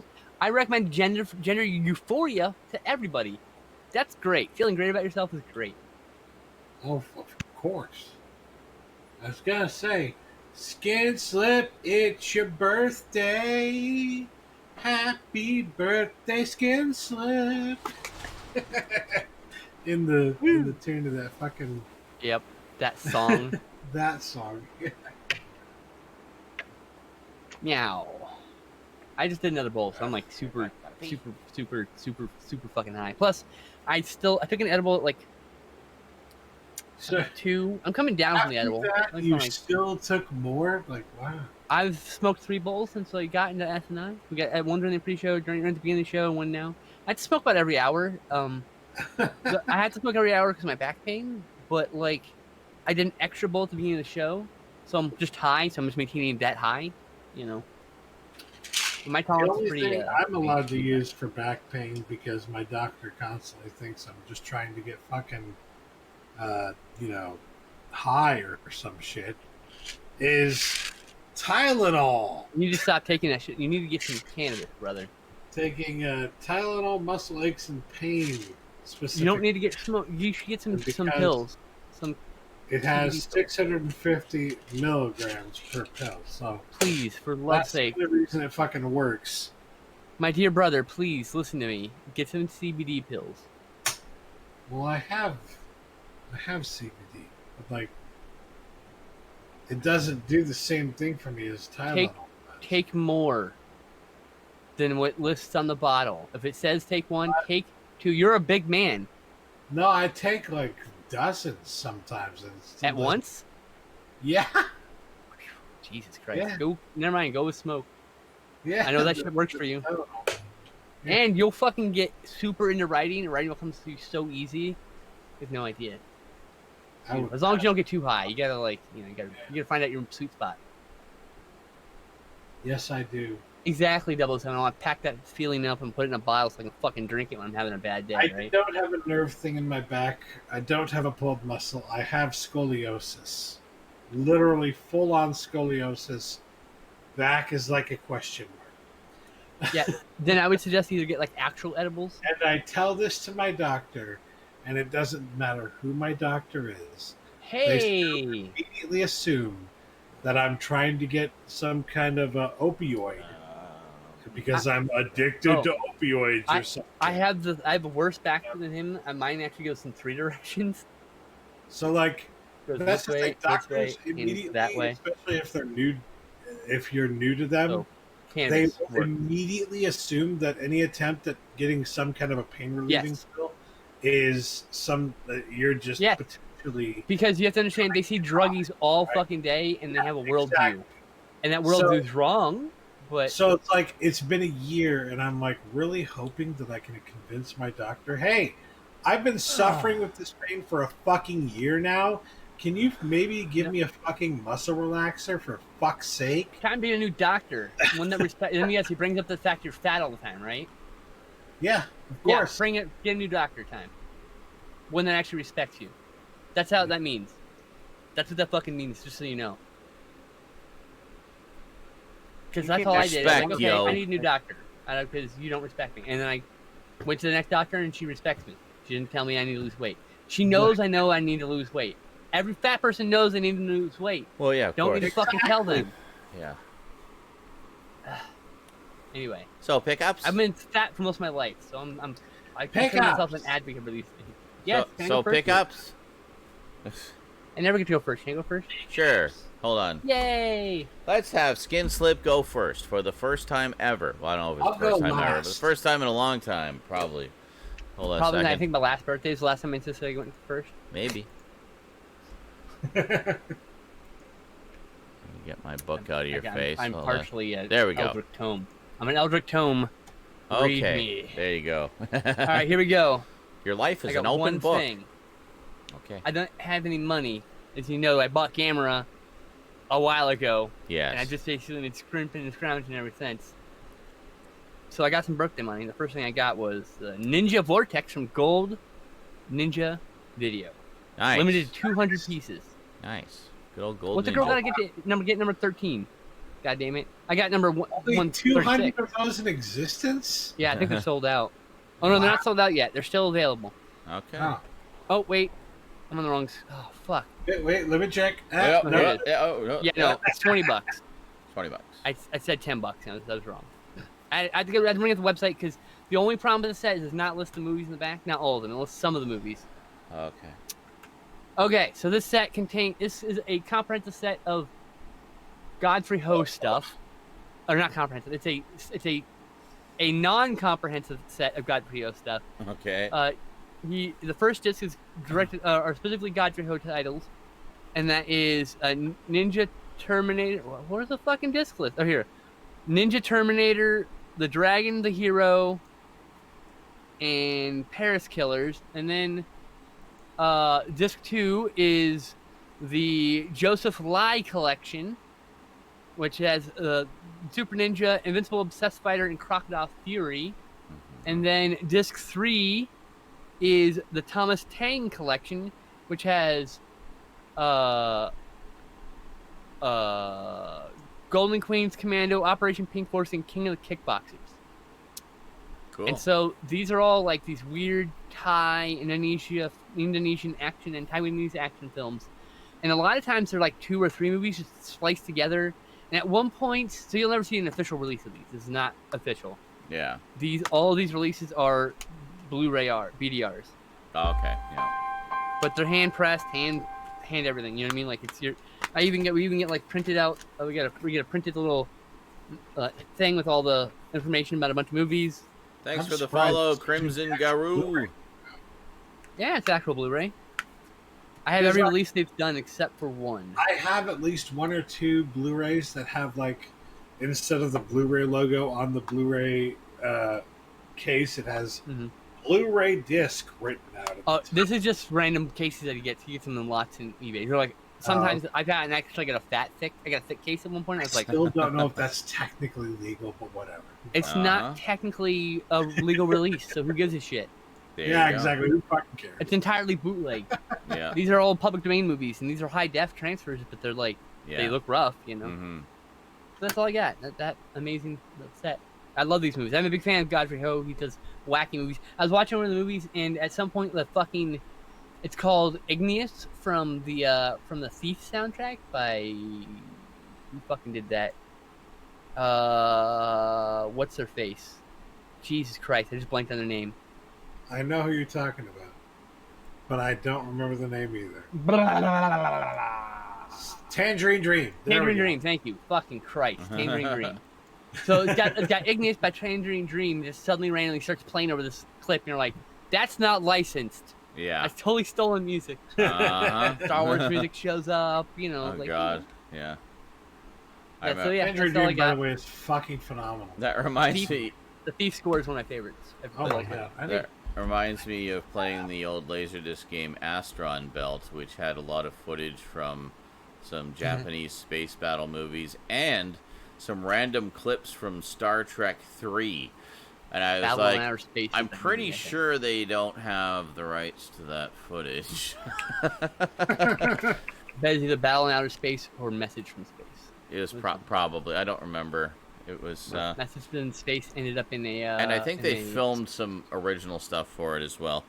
Like, just you could tell because like suddenly there'd be footage like on video of like going down a janky looking model canyon and stuff like that, and you'd have to navigate around, and yeah, it's fun. I've actually got an MPEG of the Laserdisc somewhere in my collection. Okay, Garbage Gamer, would you like to go next? Sure. Okay. Okay. What'd you get? Oh, what's on the screen there that we haven't mentioned at all in the stream at all so far at all? Got a little King of the Monsters running. Yay. Neo Geo title. King of the Monsters. Running on the old Neo Geo Mini. Neo Geo does Rampage, kinda. Pretty much. Is that image mirrored, or is it... Oh, no, okay. I see some... No. Like it's still image. Okay, anyway. Fun shit. 1996, Japan. I remember when all those things happened in 1996. I have the cartridges of King of the Monsters 1 and 2. Really? Like the actual Neo Geo ones? No, the SNES. Yes, SNES. Oh, okay, yeah. gotcha. They're very different, actually. Yeah. First one's pretty accurate, and the second one's a beat 'em up. Different game. Interesting. Anyway, so this past week I decided to, you know what, fuck it, I'm gonna do an entire PC upgrade. Wow. So madman. So I dropped like $1,300 and upgraded my computer. Wow. Starting with the motherboard. You get a whole new computer for that. I have all 5 parts that I upgraded. Oh, okay. Yeah. Part 1 is the motherboard, so I got a Z390 Aorus Pro. Nice. This Gigabyte. Is from Gigabyte. Yeah. Yeah. I got this board specifically because I needed the Z390 chipset. Uh-huh. Okay. I needed the Z390 chipset for the processor. Uh-huh. And the processor is an Intel Core i9 9900K. Damn. Inside a D12 for some reason. It's in a dodecahedron. Yeah, this thing literally takes 20 minutes. It's a D12. It's like, how much did I pay for the fucking packaging on this thing? It looks cool. Keep that. Plastic. I want that. So I want to. Yeah, you want to keep that. Part comes off like this. I want to like customize the shit out of that. Oh, that's nice. I like that. I need one of those. It literally took me 20 to 25 minutes to figure out how to open this thing. Yeah. Because there's no visible seals or anything like that. It kind of just cracks open up top. Oh, okay. Yeah. I'm not gonna try because it'll take me another 5 minutes to figure it out. I want one of those super bad now. But yeah, the 9900K is the 9th generation. It's their flagship CPU. This fucking thing, it's an 8-core, 12-thread processor. Wow. And it's 3.6 gigahertz with a turbo of up to 4.9. Wow. So I'm just like, you know what? I go into the BIOS. I'm just like, you know what? 4.9 all the fucking time. Yeah, just crank it up, baby. So, so I needed some more RAM to go with the old badass CPU there. So I decided to go. So you downloaded some? Cool. I downloaded some. Yes. I went with some Corsair Vengeance LPX 3200 megahertz RAM. Yes. 32 gigabytes of it. Damn. All my RAM is Corsair Vengeance too. I love those. Nice. Very good. You Very need good a lot of RAM solid. nowadays. Yeah, 32 gigs. I mean, this is massive overkill, even for streaming. Yeah, it is. 16 is perfect. Yeah. Is like that right amount. But I'm just like, you know what? Fuck it. Why not? RAM is so cheap now. Go big or go home. Can you remember like 4 or 5 years ago when like 8 gigs of RAM was like $200? Yeah, they had that fucking thing where there was that problem where it was a whole bunch of disaster happened, right? There was they had an issue with chip manufacturers that they had hard drives as well. Yeah, same with hard drives. Yeah. It was a chip fab issue, and then they also had the monsoon. Yes. Yeah, I think there was one. I think it was the Philippines, where they had a lot of the hard drive manufacturing plants. Had like a big earthquake or something like that, and they actually had to shut down for a while. I remember I was working at Best Buy at the time in the computer department, and normally hard drives were, a couple $100 for a decent sized one.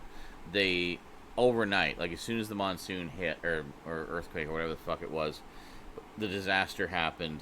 Literally the next day, we marked up the prices of all our hard drives to about 3 times what they usually go for. God damn. And I thought, like, okay, that is kind of scummy, first off. Like, you're literally doing that because of this disaster. You don't actually know that there's going to be a significant shortage justifying that kind of price hike. You're just taking advantage of it to make a few extra bucks. Like, yeah, that's all it really was. Like, I already had a pretty low opinion of the company to begin with, but that really just put the nail in the coffin for me. But to put into perspective on how much RAM prices have dropped, and people have calmed their tits about this shit. Yeah. This is 32 gigs of, like I said, Vengeance LPX 3200 megahertz. So it's $180. Wow, that's crazy. 32 gigs of it. For that this much, 5 years ago would have been like $500. Oh, easy for this amount of RAM. Yeah. So that's why I said, like, fuck it, why not? Holy shit! Wow. So to cool that monster CPU, I needed a new cooler. I saw images of this shit. Yeah. Yeah. I was in my old system, which was running a i7 6700K. I was rocking my old cooler, which was perfectly fine for it, which was a Hyper 212 Evo from Cooler Master. Yeah. So this one was about $85 is what this one cost. This is from the flagship developers in the PC space, Noctua. This is the Noctua NHD15. Look at the size of the box. This is the coolest CPU. That's crazy. It's bigger than your fucking head. It literally is as big. Literally, yeah. So people don't know what it doesn't really show what this is. Their packaging is very. Don't drop it. Their packaging is very nonchalant and very basic. Yeah. It is a dual tower cooler. There's like a tiny little picture of it right there. I saw the inside of this thing. I was like, why are there 2 fans? Yeah, so you can see the tower there. Yeah. This thing is big enough. It holds 2 140 millimeter fans. Now, are you able? You took a picture of that to show us. Are you able to pull that up so we can? I can. Try just to give the folks at home an idea of what a beast this thing is. It's in the crayons. You can just scroll through crayons and you find it. It's like, how does that fit into this? No, you can just hold your phone up from Discord. Well, hold on. I got the picture that I originally took. Yeah. Oh, that's true. That too. But yes, it's very much a, how does that even fucking fit? It almost doesn't. It doesn't like it should. It's huge. Yeah, it's huge. So that's the tower cooler. There it is. Jesus. It actually, I cannot put. There's no air to move. Cooler fan, cooler fan, right second there. fan that's right here actually sticks out a little bit because it sits over top of the RAM and it doesn't sit all the way down. Oh. That actually sticks out a little bit, and I cannot put the side of my case back on. Which I am at the moment, actually, while in InSaNiTy, I have Amazon up. I'm looking at a new case because I do need to get a new case. The bigger case, yeah. It just, not that this case is bad. It's an NZXT S340. It's a very nice case. Yeah. But it's for MITX and mid tower PC. And yes, you need a full tower. About how all their fans are always ugly brown colored. Yeah, I love their fans. They're really great fans. It's actually only recently that Noctua has actually made fans in other colors. They actually do have a gray and black. They're such good fans. They're just so expensive. Oh yeah, they're leaders in the space. The ones I want are always expensive. All right, so last but not least, the part that actually, started this whole PC build was a new graphics card, and I upgraded from the GTX 1070 to the RTX 2070. And then they announced the 30 series. Yeah. Then literally a week later, NVIDIA fucking announced the 3000 series. God damn it. But I'm still in a good position since these are still fairly brand new. Yeah. I can pretty much, and what they're releasing, the 3070 is pretty much how much this cost. Yeah. So I could literally just sell this and get a 3070 when they come out. That's true. Yeah.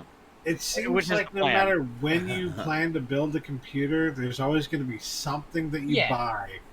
You know, it's like usually not immediately the next afterwards. day. Or like, yeah. Oh yeah. The problem is it was the next fucking day. Well, I used to it wasn't the next day. It was literally I'm exaggerating, but it was literally the same week. Yeah. Yeah. It was actually I ordered this on like a Sunday afternoon, and got it in on Tuesday, and then like Thursday or Friday they had their big stream reveal. I'm like, son of a bitch. God damn. Well, yeah, when I worked in Geek Squad, there was always a joke that when you buy a computer, it's obsolete before you leave the store with it. Mm-hmm. So that's why also, like I said, because I saw the announcement of the new card, so that's why I decided to do a whole PC upgrade. Yeah. And get a new processor, a stupid amount of RAM. Yeah. And the new motherboard, so I can literally just, when the 3000 series GPUs come out, I can just dump this one, which is still fucking dump badass this old obsolete piece of shit, and get the current generation 3070. Hey, Analog, raiding with his multitude of people. Hello and welcome. Welcome. With a party of 5. That was a good 90s show. About nerd shit. Party of 5. Hell's Party of 5. I was like, anyway. But yeah, so that's my new PC. That's what I'm rocking right now. And I don't know if I'm pouring myself out a little bit, but going up on eBay soon will be all of my old parts. Kitty cats. We're being invaded by kitty cats. So if you're looking, if you're kitty cat, Deanna Milky. got a crusty ass old computer and you're looking to upgrade to something a little bit more modern, you know, I'm gonna have a 1070 available, a 6700K, a new motherboard, 16 gigs of RAM available. You know, build yourself a decent gaming rig that can do some actual gaming. Build it. So I have to ask, what's it like to have a computer that everything just works? I'm actually kind of getting used to it. Wow. I'm still getting used to the fact that I don't remember anymore, okay? I need to hear these things. You know, like I'm not used to loading up the absolute latest game and being able to just be like, oh, you have graphic settings, how funny. Yeah. Like oh, it auto detected. Oh yeah, and maxed everything out. Oh okay. What's above Ultra? Like the new Doom Eternal actually is a good example. Supreme. Doom Eternal has godly. They've named their graphics modes like the old difficulty modes from the old games.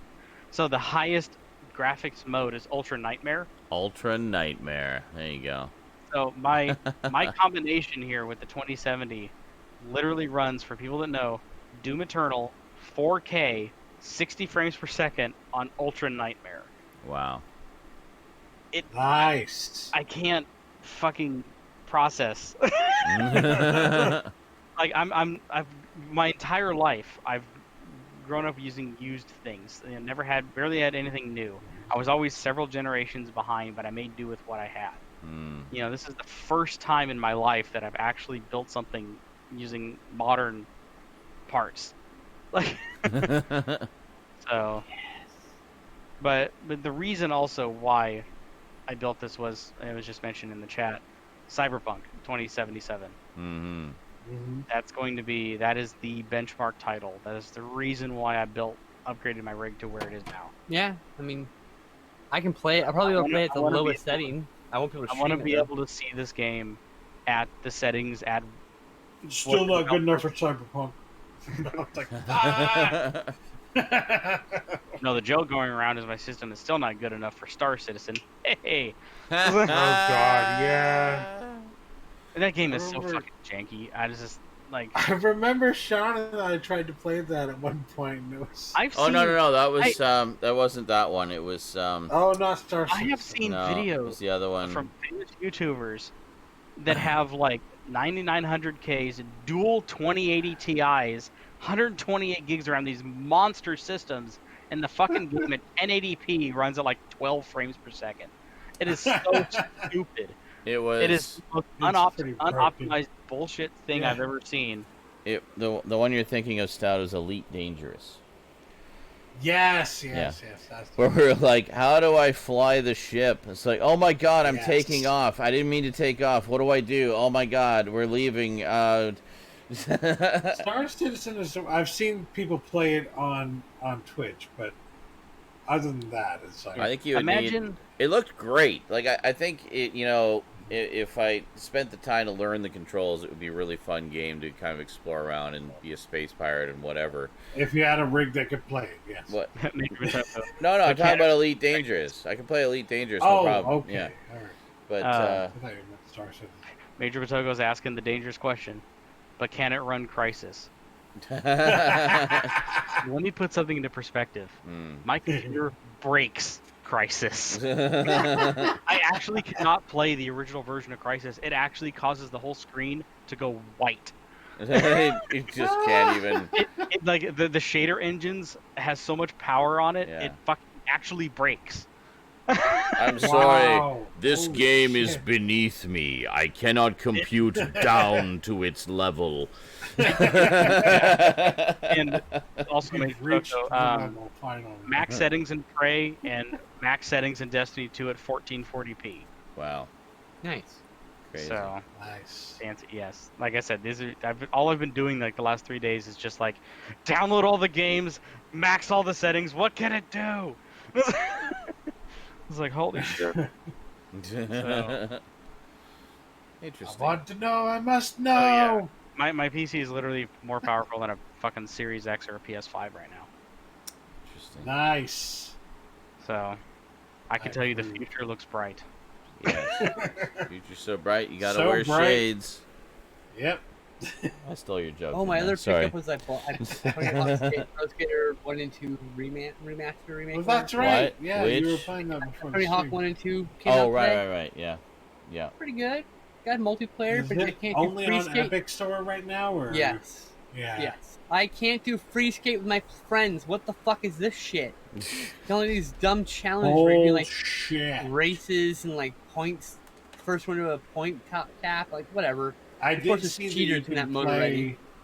I did see that you can play maps that other people made, though, right? Not with friends. Not with friends, no. No. On your own, you can play maps. I just want to be able to free skate with my homies. What the fuck? How hard is it to figure that out?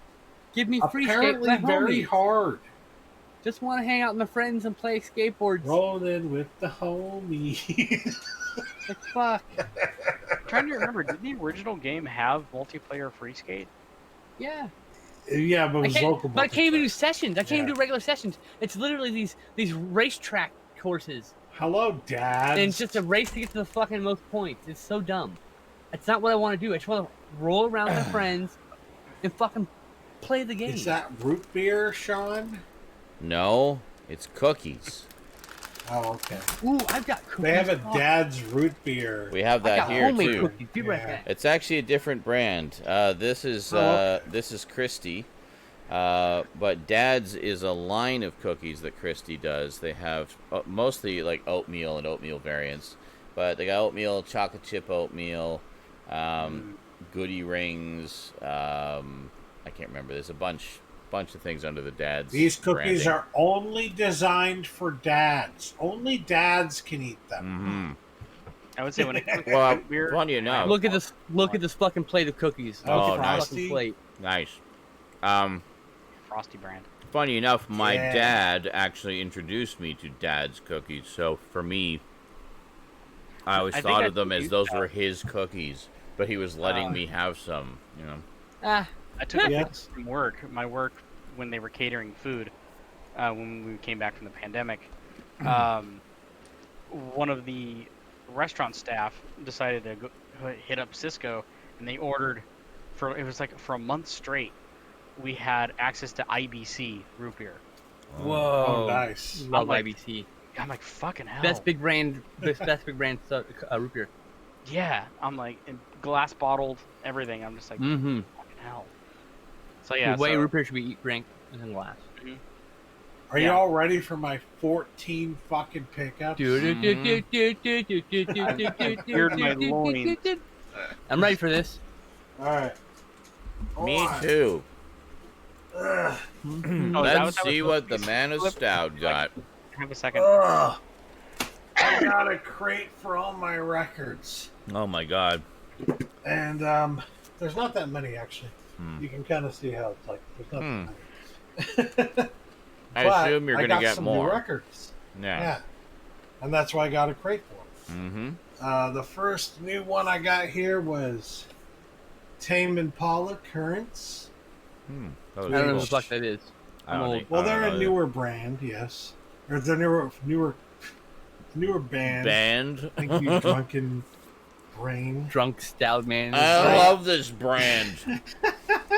I love this brand. I like this band of cookies.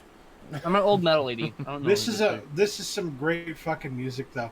All done by the same guy. Like, think back to like Foo Fighters, the original album that Dave Grohl did, and he did all the fucking instrumental, everything by himself. That's this album right here. It's the same guy doing everything in the fucking album. And there are some really fucking good songs on this album. So like Vangelis or Kitaro or Synergy or... It's very... Jean-Michel Jarre. One of the reasons I got it is that it's very synth heavy. So synth sounds really fucking good. Okay, and now you got me interested. You mentioned synth. Okay, I'm on board now. So then I got, because it was fairly cheap, Nirvana. And that's the only reason I got it, because it's like, it was fairly inexpensive, and that said, it's like only one record here for like 14 or 15 songs, so they're all really packed in there. So some of them don't sound as good, but it's still, I'm a big grunge fan myself. So well, that is definitely your era. And then I think it should Foo be mine Fighters, too, as I was just mentioning. Hell yeah. They actually have that. They actually did it right, and this is like another like 14, 15 songs or something like that. But it's a double vinyl. It's double. Nice. So they did it right. And this has a lot of their greatest hits, obviously, greatest hits. But it was the same fucking price as Nirvana. So this one was fairly cheap. It was $13. Weezer. Weezer, the Blue Album. Them, I know them. That's the one with Buddy Holly, isn't it? Yes, this is the one with Buddy Holly, the sweater song. Yeah. Say It Ain't So. A lot of great ones. The one that I always think of is In the Garage. And then one I haven't played yet or opened yet. Oh my god. I have the CD of that. That is such a great album. You're going to listen to it all Christmas long. And that's just the thing. Jazz sounds so fucking good on vinyl. I know I'm a fucking hipster for saying it. No. It's true. It's true. So like, literally, because last week's SNI, analog hits adds to things. I'm telling you. I actually got this for like $4. So well, of course, no one wants that. They don't know what the value of it is. Welcome back, Michelle. Last week's SNI, I touted a jazz vinyl that I wanted. I don't know what it is. Okay, I thought jazz was boring shit when I was like 15. Now it's great. Like I listen to it and I'm like, oh, I love Japanese 80s city jazz. Like it's like city pop with like jazz notes and synth. It's just like, oh, it's great. Yeah, but no, I just turned 30 and suddenly I appreciated jazz. It's weird. Well, it's not that unusual. I mean, your tastes change as you get and mature as you get older. So you learn to appreciate things in different ways. So I'm much the same way. Slapshot here, the VHS box Blu-ray of it, which I regret now. I mean, I wanted to get the movie because it's one I haven't seen, and I believe it's done by the same guy who did Bad News Bears, and it's a very similar style of movie. But I regret it because when there's no children in that one. What I found out about these is that you can't fucking remove the disc because it's all the same fucking plastic, and the fucking So that the put it on something. Damn. Put it on the desk. Lay it flat on your desk. I got it out. I got it out. Oh my god! I saw people talking about discounts. It's easier to do it if you put it flat in the desk or a table and do it that way. So like, yeah, I'm probably going to find this is a pretty like cardboard sleeves, or paper sleeves. That's all you need. There's a lot of space in here, right? Yeah. So like, I'm just gonna find a sleeve to put the disc in.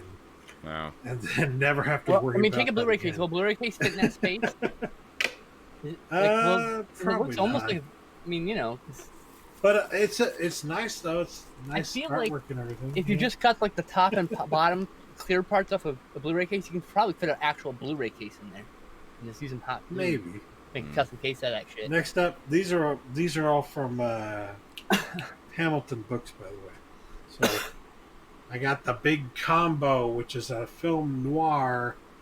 Which I never guessed. Oh my god! Who was it?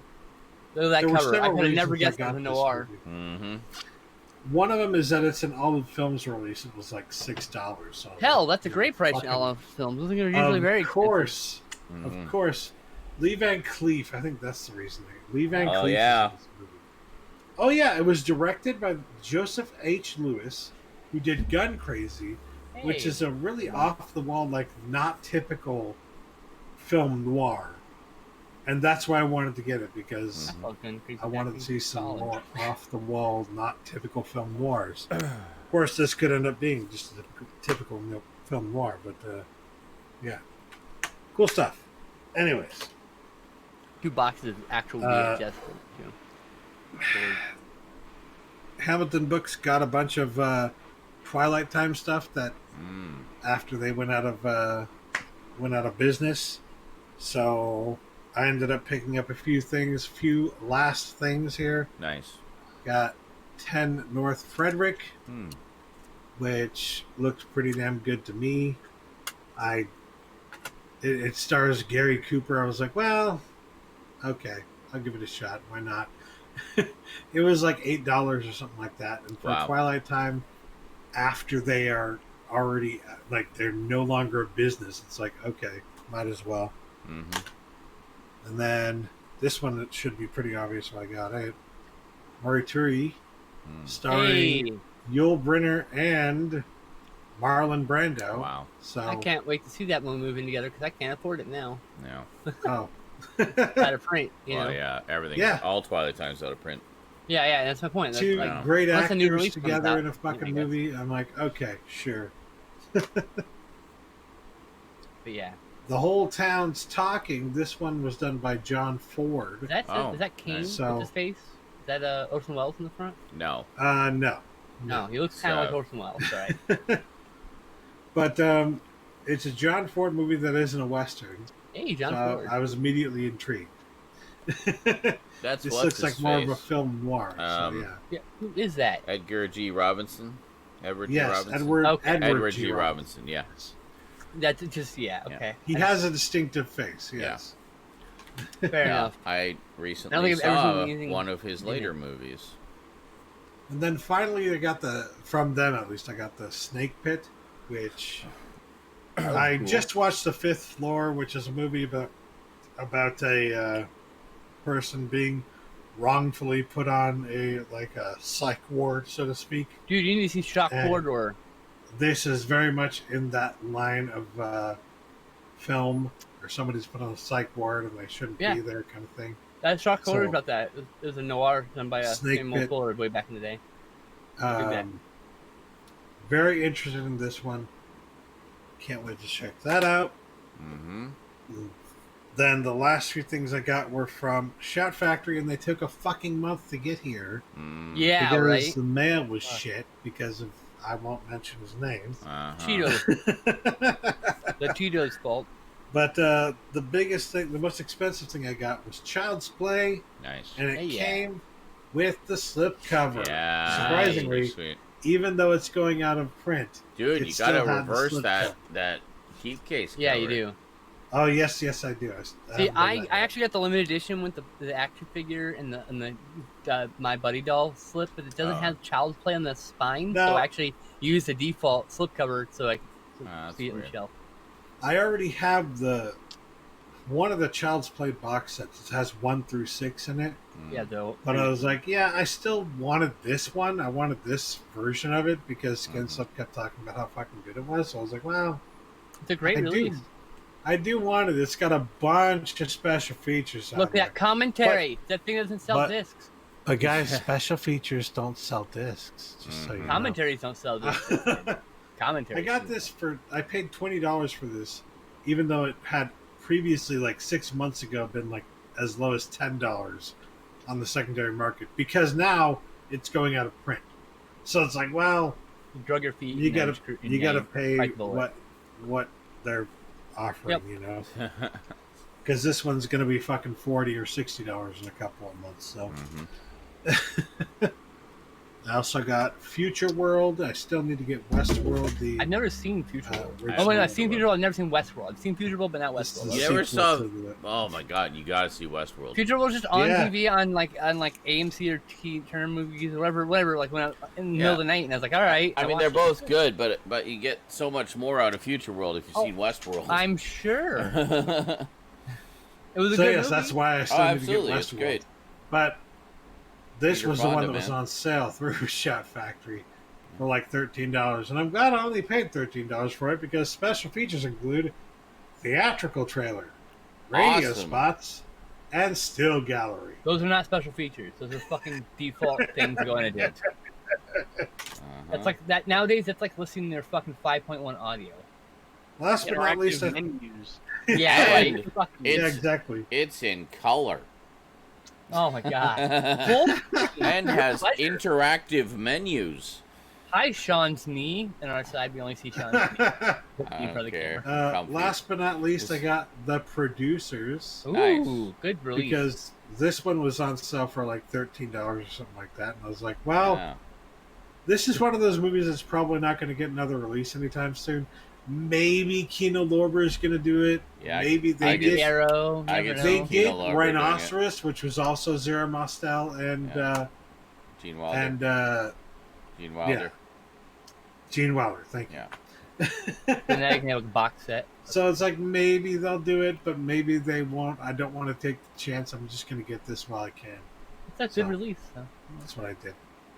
But yeah, I could definitely see Kino Lorber doing that one. Yeah. I can see Arrow doing that too, doing a box set. Done movies with Wilder and Zero Mostel. It's like, well, that's the kind of thing that I could definitely see Arrow doing in the UK. They probably don't have the rights to the US, obviously. So that's it. That's all I got. Alrighty. Did you get anything to that, Sean? I can't remember. And all of the things I got this week are, nothing. Because I'm just paying bills right now, so the fun money will have to wait. Bills paid. Woohoo! Yeah. One thing I did get was knowledge. And specifically the knowledge of how to make homemade Alfredo sauce for pasta. Whoa, you know what they say, knowledge is power. Which is something I've been wanting to know how to do for a long time, because I thought, hey, that would probably be cheaper than buying the pre-made stuff. Yeah, no, actually, the pre-made stuff's actually cheaper. But wow. But holy shit, in terms of flavor, incredible. I found like this really simple recipe on allrecipes.com and modified it slightly just to accommodate the ingredients that I had. But Rosie is a huge Alfredo fan. Whenever I make a meal prep of Alfredo pasta, usually chicken Alfredo, she just devours it. So she's had a lot of different kinds of Alfredo that I've made over the years, but it's always been with the pre-made stuff. This is the first time I've ever done it homemade. We didn't have chicken, but we did make turkey last week, so we had a pile of turkey meat left over. So we basically made chicken Alfredo with turkey. Yeah, and she said it was just like the best Alfredo she's ever tasted. So I think I found a good recipe. And I have to agree, actually, it's the best Alfredo I've ever tasted, too. So. Oh, but it had peas and carrots in it. I don't know. Peas, carrots, garlic, turkey. I like Alfredo sauce on pizza, actually. Yes. With chicken. It's so Same. good. There's a couple places, actually. I'll order my usual pepperoni mushroom, maybe a deluxe, and then I'll almost always get like a chicken Alfredo type pizza as well. I find it's a nice offset to the spiciness of the other types. Yeah, it's really good. I just love Alfredo sauce generally. Love it on pizza. Love it on pasta. It's good stuff. So anyway, it's something I've always wanted to learn how to make, because I just generally love cream soups and cream sauces and stuff. So I really wanted to learn how to make some of them, and so that was a big one for me personally to learn how to do. So it's not much cheaper. It's probably actually a little more expensive to do it yourself, but it definitely tastes like so much better. So yeah, we enjoyed it. Got a huge batch, which is about half gone already. I'm probably going to have another bowl of it tonight for the rest of the marathon. And yeah, it's good stuff. So that's what I gained this week, was the knowledge of how to make Alfredo pasta sauce. There you go. So, movies. Did we watch any movies this week? Movies! Oh, I can't wait to talk about. I can't wait to talk about the movies that Skinslip and I watched. Okay. Actually. Oh, boy. Oh, boy. Because I know what your response is going to be. Oh, wait a minute. I forgot what they are, but you told me you finally watched something that I'm familiar with. I forget what it is. Carry on. Well, we watched... Oh, right, of course! The Yorga movies. Yes. And okay. I've been waiting... I will be the nice one and say that Count Yorga is one of the sexiest vampires I've ever fucking seen. This man exudes sexuality. Mm-hmm. He's a very seductive man, yes. Yes. He looks very good as a vampire. Mm-hmm. However, these movies bored both of us to tears. What? Why? How? They weren't bad. They aren't just boring like at all. For me. I told you he'd have a fit. Yeah, I knew exactly what. That's why I couldn't. We can't have our opinions. It's in a fit. I watched those and was delighted and surprised by how much I enjoyed them and was engaged by them. I can't also like fathom vampire movies from the 70s that had the that was in the middle of the fucking desert or something. Don't fucking insult that movie. That one was kind of. I don't know what you're talking about. No, that one's a bad movie, absolutely, but it has its own charm about it, you know. But I mean, the Yorga movies are like that's like higher end vampire movies. Like those are the good 70s, stuff. Yes. It's wasn't bad. Yeah. They weren't badly made. Bad. It just wasn't good. Good, yeah. Wow. I gave them both 2 stars. Tell it was made in the 70s. 2 out of 5, so it's like 4 out of 10. Wow. I gave one of them like a 2.5 out of 5. Very disappointed. Lost all respect for my friends' opinions now. I'll never trust them again. Mediocre vampire movie. No, not mediocre. Superb. You were like, oh, God. Yes, superb. Okay, I put this to you. What Dracula movie portrays a Dracula-like vampire more accurate to Dracula than Yorga? None! That's the answer. None! Accuracy isn't good, necessarily. Accuracy isn't good. What? It was absolutely entertaining. I liked Jack Palance Dracula. I liked Frank Langella Dracula. Yeah, those are all great Draculas, but I'm talking about accuracy to the character of Dracula, which no movie has ever got right. None of them. Ever. Okay, I agree. So, that was one of the things that fascinated me about Yorga. I'm like, wow, this is basically a modern-day Dracula with a character that is clearly inspired by Dracula, but is named differently. But in terms of the character and his aloofness, his arrogance, his just evil, he's Dracula. They just called him Yorga, but he's absolutely Dracula. What I did like about the character of Yorga was that he exuded this fucking sense of superiority. Yes. Like, he was fucking, as a vampire, superior to the human race. Absolutely. Which is pretty much what happens if you're omnipotent in all respects and you lived for a very long time. So I didn't have a problem with that. Yeah. Which is Dracula's attitude. Yeah. So. However, it was pretty cheesy. I called it the bells of Yorga.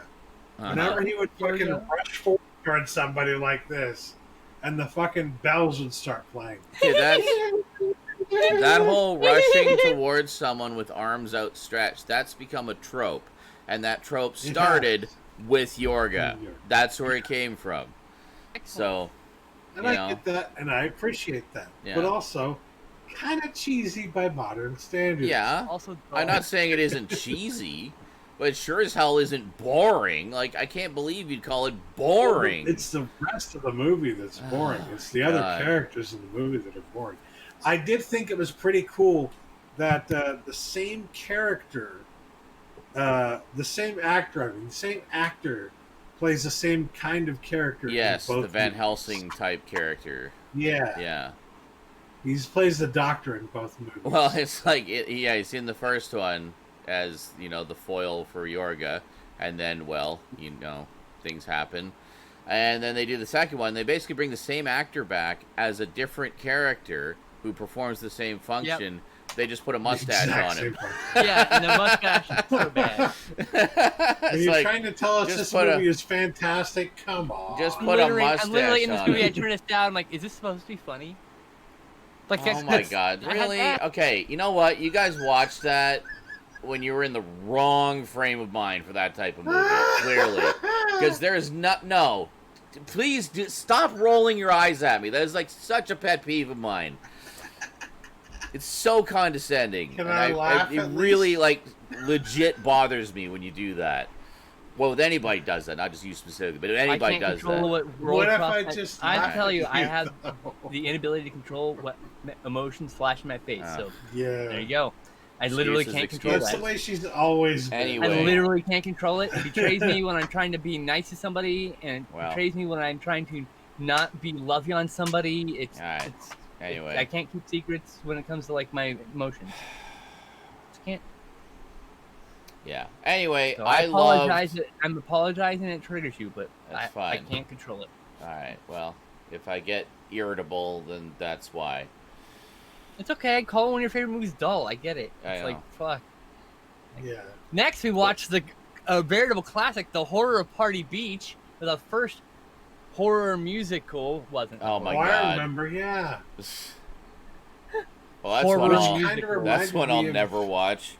It was actually quite fucking funny. It's a spoof of the Beach Party bingo films, and also the monster is the perfect kind of not scary. It looks like a bunch of socks. It's great. Oh, I laughed. What I described it as is the monster had a bunch of fucking hot dogs in his mouth. Yeah. That's what it looked like. God. It looked like a bunch of hot dogs. Oh my god, it was the funniest fucking movie. It's great. It is good shit. One of my favorite things. By the way, it wasn't a musical. It just had 3 musical interludes with a band playing. It's not. Yeah, exactly. They describe it as a musical, but actually, it's just a fucking actual band playing actual music in the fucking movie. Yeah, that they wrote for the movie or whatever. But one of my favorite things about it was just that there were copious ass and crotch shots and gore. The fucking movie. There's gore too. There was gore, but let's not downplay the fact that 75% of this movie was ass and crotch shots. I'm just being honest here. It was mostly just really close-up looks at women at their fucking crotches, and then at their asses, and then at men's asses. And this is 1964. And men's crotches. This is before basically you get a glut of these movies in the 70s. So this was the film that was produced independently and was picked up and distributed later by a studio. It wasn't a good movie by traditional. It wasn't a artistically sound film, but that's what I loved about it. So. Yeah, it's one of those movies that's this is important to film history in some way, but also It's not even remotely art. It's not totally even remotely. I mean, it's art, but it's not everything. high art, you know? No, it's camp art for sure. And then last for that night, we watched Starman. Stoudman had never seen John Carpenter's Starman.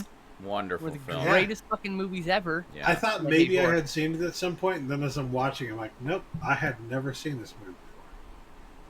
But yes, I really enjoyed it. Very good movie. Yeah, I've lost count of how many times Yorga, I've which watched he didn't that. like, but he says I liked it for the movie he does like. Yeah, I liked it. I liked it a lot. The love Jeff theme, Bridges is really good in this movie. the love theme from that movie is one of the best pieces of music ever written. Well, I wouldn't go It that perfectly far, but describes- it's a good song, yes. It perfectly describes. When I close my eyes, it perfectly describes what love sounds like. Like, it's like it's one of my favorite pieces of music. It just is. Okay. It's very good.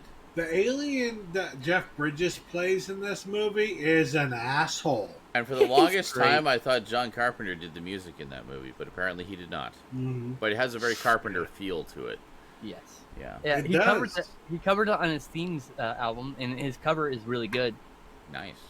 His cover of the song from his own movie, and yeah, I read the composer name. I'm like, oh, this guy's totally John Carpenter. Nope, he's a real person. I'm like, okay. Here, let me pull up the thing. He's got one of those names. Like, oh, that's totally a fake name. Jack Nietzsche. Jack Nietzsche, which is like, oh, that's totally a fake name. Nope, Yeah, that's a real composer. Yep. I learned that night. I was like, oh, okay, that's cool. I thought this whole Yeah, time Karen that was Allen. Yes, cool. exactly. Karen Allen is the actress you're thinking of, 007. Yes, Yeah. Karen she- Allen is wonderful. That's She's immediately great. who I Yeah. thought of. Like, I was just like, Yeah. oh, it's that girl from Indiana Jones. Yep, same. Yeah. It's like, oh, it's her.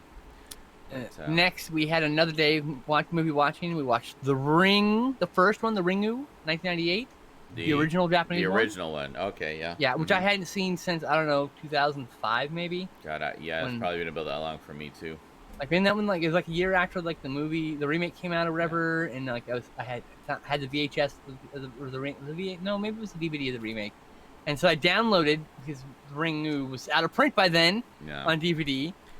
And so I downloaded Ringu and watched it in preparation of seeing that. And funny story with The Ring, my girlfriend, later ex-wife, she was living with me at the time, and my tube TV was 4 inches from her fucking head while she slept, so she couldn't like sleep. She had to put a movie on so there wouldn't be like this blank screen staring at her because she was so freaked out by the movie. After seeing it. Yeah, I got. I saw the remake first, and I really liked it, so I wanted to see the original. And around that time, they put out a 4-movie collection, which had the original and all of the sequels and prequels up to that point. So and Spiral, right? Or yeah, Uzumaki. it was called Raisin. It's not Uzumaki. Raisin, yeah. Uzumaki is also about spirals, but it's a different Spiral movie. It's a whole other level of weird, which is amazing. But I need to see that one actually. it's so good. It's also long out of print, but I have a rip of it. I'm hoping for a Blu-ray release someday. Yeah, same. I would love to get that on Blu-ray. A lot of those Tartan Extreme DVDs just disappeared right to hell. But yeah, so I got the 4-movie set, and I just powered through all 4 of them. I just had a blast with it. Honestly, my take on it, I actually preferred the remake. I thought the remake did a little bit more with the concept and went a little bit farther with it, and the original seemed kind of tame by comparison. 5 years prior, but I mean, still solid. But certain things play out differently in both versions. It also plays on a lot of cultural things that aren't relevant to us. Yeah, so, that's true. But the way the ghost looks. But what it was with the follow-ups was they did Raisin, which that's Razen, as a sequel, and it wasn't particularly well received. So then they did Ringu 2 as another sequel, which ignored the events of Raisin. And then they did Ringu 0, which was the prequel. Birthday, yeah. Yeah, so they did that one, and then there's been more since that came out. Yes, there's like 3 more movies. They did one that was including Sadako versus Juon. I was just going to say, Juon versus Sadako, which there's a series pits also. both entities against each other, which is that one's apparently a lot of fun too. Stoudman and I are watching that box set, and we're gonna be watching Ring 2. What I told her was that while Ring is really good, I personally believe Ring 2 and Ring 0 are much better films. That's what I thought Ring too. 2 actually, is better than the first one, and Ring 0 is better than Ring 2. Yeah, we're gonna be watching Ring 2 this week, and then we're gonna rock Ring 3 next week, the week after. From my recollection of watching it 15 years ago, I completely agree with that stuff. That was kind of my assessment as well. I give it a 5 out of 5 stars on Letterboxd. So. It puts things into perspective, if you will. Yeah. I also gave Starman 5 out of 5 stars. You're wondering in the first movie, how could any spirit be that evil and vengeful? Yeah. You'll see. Yeah. just watch them. And then next we watch this French film called Dial Code Santa Claus. Pierre Noël. Oh my God, yes. A.k.a. Deadly Games from 1989. It's Richie Rich meets Home Alone. Yes. Okay. It's way more intense than most horror films. It makes you fall in love with 80s grandpa and then puts him in mortal peril a bunch, and it was so good. It's such a great movie. You just throughout the movie like, no, don't let the grandpa die. That's the best grandpa in film history. No, not 80s grandpa. Like, good shit. I fucking love this movie. It was. I cannot wait for it to finally get a Blu-ray release. I will day one pre-order this movie. It's a really good movie. It's on Shudder. I feel like I would watch it again this year just for Christmas. We're gonna watch it at Christmas. Are you kidding me? Yeah. It's around Christmas. We'll watch a Christmas classic. Because it's really one of those movies that you could watch every year. The plot is this family bumped into a homeless man who's dressed as Santa Claus who got thrown out of whatever. I can't remember why he got thrown out. Right, and he's crazy, and he follows them home, climbs down their chimney dressed as Santa Claus, and then terrorizes the family dressed as Santa Claus. Hence, Dial Code Santa Claus. Right. It's very good. And it's a predecessor to Home Alone because the kid ends up like trying to protect the home from this evil Santa Claus who's actually a fucking homeless guy. Yeah. Yes. And he's trapped. He's got all these traps that they already lay out. And they're brutal traps too. Consequences are real in this. Yeah. It's not as like will never be the same. There are a lot of like cartoony. Evil fucking traps in Home Alone, but it is very cartoony, as you said. Yeah. Because in those, it's like, you see Marv get his hair fucking caught on fire. He gets hit in the head with a paint can, and speed would probably kill him. Yeah. Oh yeah. But you could put fucking cartoon like sound effects to that because. Ultimately, he still survives, and there's nothing really harmful about it. Right? But it's not the same thing in this movie. There's fan edits of that add in like blood and gore to those scenes. Those. Yeah. So it's like how it would actually play out. Garbage Gamer did leave Kevin us, arrested but, for he'll murder. Be back Double Seven Indiana Jones. I also agree. Rare Exports is another excellent Christmas movie. I'm pretty sure me and Justin watched that together. It's like 2 Christmases ago. It's a great one. I never could afford it. Now it's like 30, 40 fucking. I have the Blu-ray. Someone sent it to me. Oh shit! It's a foreign Blu-ray. Good night, Eric. I have a book. Next, we watched 3 from Hell, the final film in the Firefly trilogy by Rob Zombie. I really want to see that. Yes. Now, what do you think about this one, Stoudman? I don't know why people don't like Rob Zombie. I don't know. I think their expectations are fucking ridiculous. I guess is what I would say, because these are movies. I can't find one Rob Zombie movie I've ever seen that I would say is like less than a 6 out of 10. Yeah, and if it's a 6 out of 10, then it's a fucking good movie. It's a 3 out of 5. 31's the worst movie he did. 31's not boring, bland. He doesn't do movies that are excellent. But he clearly has a vision that he's trying to go for here. Mm-hmm. He's clearly inspired by these fucking 70s slashers and like 80s. He's hillbilly horror, the white trash. Yeah, exactly. Texas Chainsaw Massacre is a heavy inspired by a certain form of horror movie that at the time they came out weren't really very like well respected either. You know what I mean?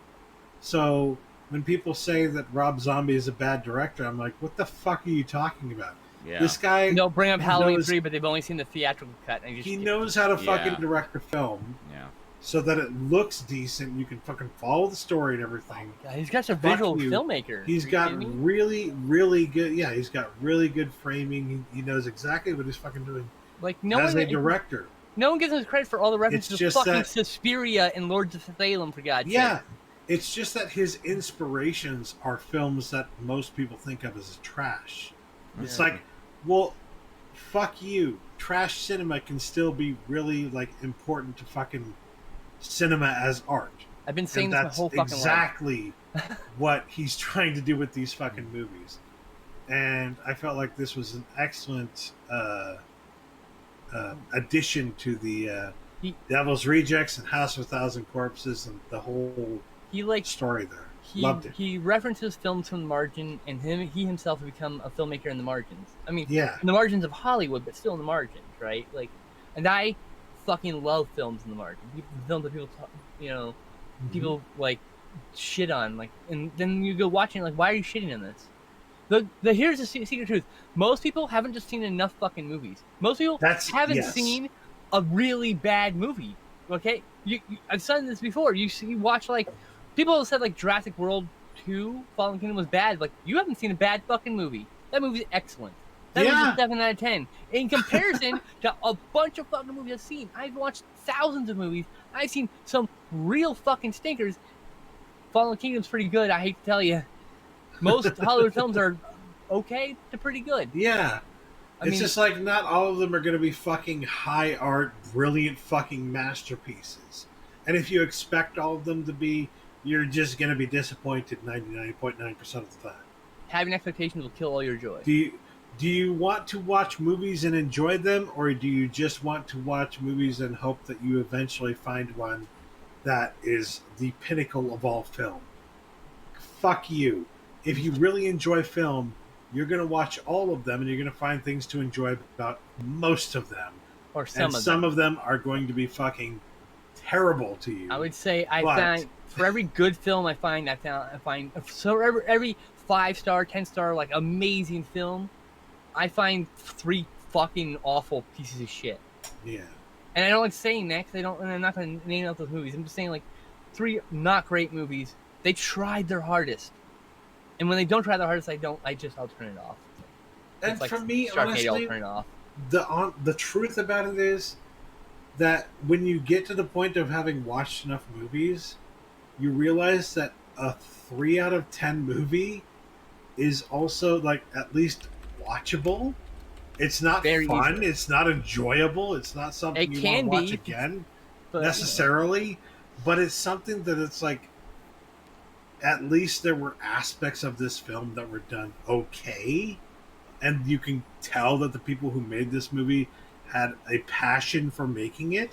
And so they tried so hard. Like, I fall in love with the attempt more than anything else. Yeah. It really gets to the point where it's like a movie really has to be fucking terrible for you to really shit on it. Executioner City is still the worst movie I've ever seen in my entire life. Because everything it beat Dead on Sight. At least this person put effort into fucking making this movie, and you respect them for that. Because if you understand how fucking hard it is to actually do that, then of course you have respect for that. It's as a creative, I can say it's super hard to put your thing you've created out there, and not get defeated when someone, like, says some awful shit about it. So. I don't think I've seen the first Executioner. I have the second one on VHS. I have Executioner 1 on Blu-ray. I don't have the Executioner 2. Oh, I do have it. I have the DVD. No, I thought you had the 4-film pack. Don't you have the 4-film pack? The DVD? No, not of Executioner. Did you get the action pack one? No, I didn't. No. They came with Eye of the Tiger and Executioner and 2 other movies I can't fucking remember. Oh. But yeah, 3 from Hell was excellent. Yes. I'd say it's an 8 out of 10 for me. 8 out of 10. Wow. Damn. I was also just going to add... Maybe it was a 7 out of 10 that I said originally. For those who still don't know and still shit on them, the Rob Zombie Halloween movies, if you've only seen the theatrical cut, as Skinslip started to say earlier, you haven't seen those movies. You need to see the unrated director's cuts. They are substantially different from the theatrical cuts and vastly superior in every conceivable way. So see those. Then if you still don't like it, fine. But at least you've seen the real movie and not the chopped to bits, studio mandated, shitty theatrical version that even people who love the unrated versions hate because it's not Rob Zombie's full vision for those films. So, I mean, the whole thing, like everyone's like, where'd the white horse come from? Watch the extended cut of Volume 2. It tells you where the white horse comes from. It shows you the psychotic vision the person's happening. Yeah. And like people, like, for some reason there's this whole thread of people who just think like movies have to like reflect reality in some way, but movies don't owe you anything. You let the art tell you what it is. It can be completely fantastical and non-realistic in every way. I mean, shit, watch Flash Gordon from the 70s. There's not a thing in that you can believe is being realistic. It's a bunch of silly shit, and it's lovely and wonderful. Okay, then I watched 2 movies. I watched Return of the Living Dead Part 3. I did a revisit to this movie. It's been a while since I watched that, I didn't even know there was. I haven't seen it since I was in Austin, so it's been about 7 years. Melinda Clarke is wonderful in this. This is the first time I've seen in high def. I've owned the Blu-ray for like 3 years. Finally watched it. Melinda Clarke's amazing. She is both girlfriend goals and style goals in a single breath. The movie is absurd, ridiculous, it makes no goddamn sense. He sneaks into a highly secured military base with a dead girl strapped to his back. Okay, like, come on. Like, it's so unrealistic. I love it. Fucking love every moment of it. Next, I watched The Witch Who Came from the Sea, which I talked about in this show. Like, when we first started doing this segment, I think it was the last time I watched this, in fact. A movie about this girl, Molly, who is a survivor of sexual abuse, and she has, like, psychotic breaks and kills people, and, like, it's about her life and how it spirals out. It's very, very, very, very good. It's one of my favorite movies. It's so fucking good. I just wish it were in the Criterion Collection. It's, like, it's one of Matt Kimber's best films. He did a bunch of good films, including Tundra. That's all I watched. Did you watch anything additional, Stoudman? I did watch one more movie. I had time for one more movie this week. Hey? Batman Hush. Hey, I saw that. I still have which to watch I watched that. Because you watched it like a couple days previously. So I was like, hey, I can watch this now. I still A need pretty to watch girl it. asked me to watch it with her. I couldn't say no. I don't have a problem with that at all. Just a friend, but it's just funny. Yeah. But yes, really enjoyed this one because obviously I would. It's a DC animated movie and they rarely do wrong. And in this case, of course, they did not do wrong at all. It's very. They did so much wrong, and it really gave me some fucking ideas that I talked about in the Cram chat. Where I was like, I would like to see a Catwoman who is based on the social justice kind of shit that's going on in the world right now. Yeah. Now, I know a lot of Catwoman. people on the chat, or maybe not a lot, but a few people in the chat are like, really? No, you can make it fucking work. It'd be interesting. You can make a Catwoman who is part of like the BLM movement, who starts out as a part of the BLM movement, and she sees Batman as a fucking cop, as helping the fucking cops, and she doesn't like the cops because she's part of the BLM movement, who's trying to stop cops from brutalizing black men. So she specifically works against everything that Batman is trying to do, and she's an anarchist because she's a member of this group of people who, many of them are either socialist, communist, or flat-out anarchist. So it's like, it totally fits in there. You could totally make a Catwoman character who fits into that to that scenario. So I would love to see that. Old Stoudman trying to make politics out of my cartoon. I was like, man, I want to see that. But regardless of that, the story of the film itself was quite good. Really enjoyed it, and it's quite different from the scenario I just laid out. Okay, then. But yes, I really enjoyed this. You haven't read the comic, though, right? Batman Ninja, and I still need to see I would say this isn't quite as good as Gotham by Gaslight, in my opinion. Gotham by Gaslight was really good. I really liked it. Yeah. Some people didn't like it. Still good. Okay. Still good. Yeah. I haven't found a single bad. I haven't seen a single bad DC animated movie. The only one I didn't really care for was War. It's the only one I was like, that's all right. Yeah. Storm of Atlantis was pretty good, but like the rest of them, excellent. So there's like the 2 weak links, and the weak links are only 3 out of 5 stars. It's still pretty good. DC animated movies are like fucking A24 films. It's like the worst you're gonna get is a 6 out of 10, and at that point, it's still watchable. It's still watchable. Too.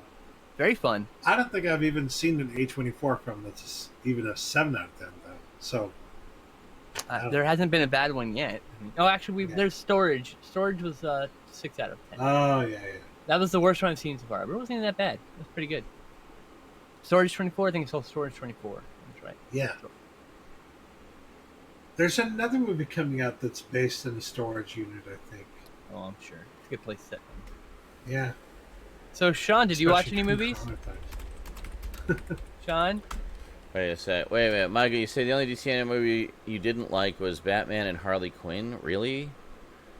You're the only one of the best ones. You're the only person I've heard say anything negative about that one. You know, I gave that movie 8 out of 10 stars. It's part of the Batman animated series universe, right? It's literally a sequel to Batman the animated series. So that one's one of the best ones in my opinion. I need to get that one still, and I think it's actually on sale right now. Hold on. I haven't seen it. Really great. I mean, I've heard nothing but positive things about it. You're the only person. Gods and Monsters. No, it absolutely means something. It means there's a certain tone to be expected from it being set in that universe that may not be in line with the other movies. He's allowed to have his opinion. Well, yeah, I know, but I don't get it. Like, if you like Batman the animated series, Harley was fucking perfect. I think you'd like that one, but the ending of Harley Quinn. To be fair, you also didn't understand why we didn't like Batman. Oh my God! You know what? Well, we didn't hate it. We didn't. To be fair, we didn't hate. We didn't. I was just trying to say we didn't hate it. So to be clear, they were in my rewatch pile to be reviewed this year, but now I just can't. Because I'm not going to hear the end of it if I do. So fuck it. I'll just put them back on the shelf for now. We and do won't them in a couple of years. We're not going to bother you about it. Anyway, yes, I watched a few movies. You're allowed to love it. Yeah. Okay. Anyway. Yeah. Watched a few movies with Rose this week. Continuing her classic horror education. Especially, in particular, trying to focus on ones where I know that she doesn't know anything about them, and thus, going in fresh, she will get the most out of them. Because there's certain movies that are so firmly ingrained in the, pop modern culture and pop culture and memes and whatnot that there comes a point where it's not The Crow, it's the Sandman. Neil Gaiman's Sandman. I believe the word you're looking for is zeitgeist, by the way. Yeah. The cultural zeitgeist. Yes, thank you. So anyway, the ones that are so firmly a part of that it's inevitable that it's going to be spoiled for you at some point. And so I wanted to show her this one, but I asked her, I said, do you know anything about this movie? And she said no. I'm like, okay. So I gave her a little bit of background just to kind of set the stage for when the movie came out. And I'm, of course, talking about Alfred Hitchcock's Psycho. Oh, man. She never heard anything about that? Oh, she knew nothing about it. I wish I knew nothing about that going in. I wish. She went in completely closed. She didn't even know about the shower scene or anything. Like, it was all a surprise to her. 100% surprise. Right from the moment go, we're watching the opening titles, and she's just like, I love this music. It's so epic. Bernard Herrmann, and I know, and I said, I love this music too. And interesting thing about the music is I don't think there's any instruments in it other than strings. It's all strings. I think that's right. Yeah. Like if you listen to it, there's no percussion, there's no brass, there's no woodwinds. It's just strings, and it's amazing. So anyway, we watched it. she had no idea. So she's like watching, and so basically the way I set it up for her, I said, okay, so have you ever seen anything by Alfred Hitchcock or know anything about him? It's like, no, not really. It's like, okay. So he's basically, I explained, like, he's this really famous director, kind of known as the master of suspense, master of horror kind of guy. His movies tend to have, he was one of the first guys to do, like, real twists in his movies, and kind of, you'll be watching one of his movies and things will be going along a certain way, and then, and you'll be like, yeah, this is pretty good, it's okay, it's a little predictable. And then something will happen that just, like, throws you a curveball that you do not see coming, but it makes perfect sense. And you're like, okay, this is not what I thought was happening at all. So just kind of set it up and hype her up, like, you're in for a treat and it's going to keep you on your toes and stuff like that. So we're watching it, and it gets to the scene, the big scene in the middle of the frickin' movie, and she's just like, oh, she's seen that. She was just like, who killed her? Like, was it, like, she had no suspicion whatsoever that it was Norman. She was convinced that it was the mother, and that the mother was like this crazy old lady, and she just got sucked right into the lie that Alfred Hitchcock wants you to believe. And then I said, so what do you think? How do you think it's going to go now? I mean, they just killed the main character of the movie halfway through the movie. And she's like, I don't know. It's like, so is it going to be about Norman now, or is it? And then it goes to, like, the private investigator, and then her boyfriend and her sister trying to figure out what happened to her. And afterwards she was just like, yeah, afterwards it's like there was no main character. It was just about everybody. Yeah. It's like, yeah, right. Pretty much. But, yeah, she didn't... An experiment as a movie. So she didn't see any of the twists coming and was just, like, totally sucked in. She's, like, trying to guess the whole way through and stuff, and just had so much fun with it. So that was a big hit. So after we watch... Huh? I'd like to say that Alfred Hitchcock is notable for directing 2 proto-slashers, not Psycho. Yeah. Everyone calls that a proto-slasher, and it's counted as fairly enhanced Psycho. But, yeah. Frenzy is the film that is actually a proto-slasher. Yeah. Anyway. So, afterwards, I really wanted to show her the very special trailer that Alfred Hitchcock did to promote the movie back in 1960. Oh, yeah. It's the one that's like 6 or 7 minutes long, and where he basically takes you on a tour of the house and the apartment. This is why she died or whatever, right? And he's just, and she'd never seen Alfred Hitchcock before either, so she really liked him. I said he's kind of like a grandfather or uncle who just likes to tell you scary stories, and like spin a yarn. And she said, yeah, he really is. So she loved the fact, like, especially having just seen the movie, how all the little hints that he's dropping throughout. It's like he goes to the picture that Norman removes in the office, and then there's the eye hole that looks into the bathroom of room number 1. And he just says, now this picture is very important. But anyway, let's carry on. And he just, like, walks away. and how he keeps describing it. And then he tumbles down the stairs, and it's all, like, it's hard to describe. It's just, like, it's just horrible. Let's move on. This more often, by the way. Yeah. This is what I really want. I want this kind of trailer again. Yeah, I don't know. It was great. So she thought it was a lot of fun how it kind of showed, gave all these tantalizing hints, and he's just like taking a little walk around and stuff. She thought it was just a really, really fun trailer. So that one was a big hit. And then after that, since we watched the first one a few weeks ago, I thought, well, gotta watch the second one because it's one of my all-time favorite horror movies ever. We watched Dawn of the Dead. Yeah. My Ultimate Edition DVD. Wishes he had that. I'm gonna have it on no, you 4K. Aren't. You won't even have that edition. No. You won't even have any of that stuff. No. I'm gonna have it. You're gonna have a movie. October. You'll have the movies. You will have one cut of the movie, I believe. Huh? Goddamn.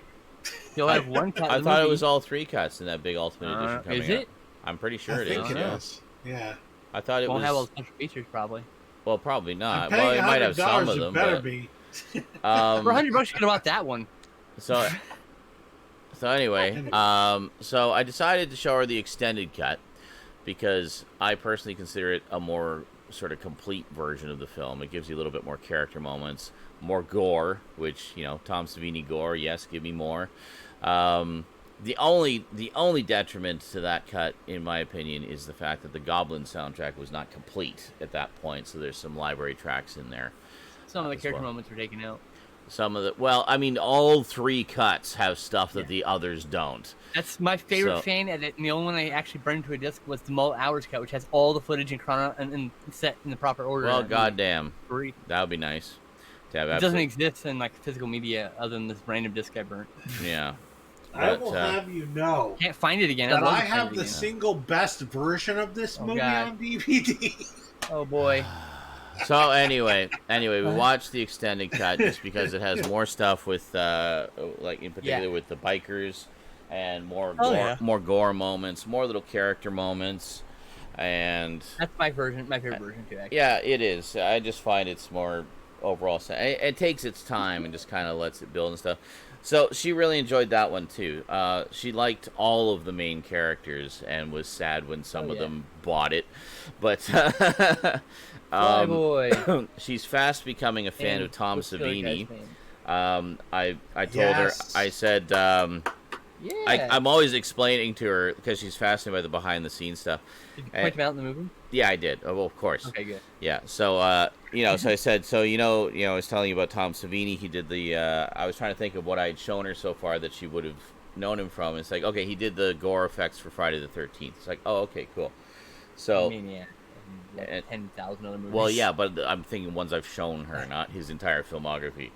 So I just said, yeah. So anyway, he was a big fan of Night of the Living Dead, and this was a huge thing for him. What?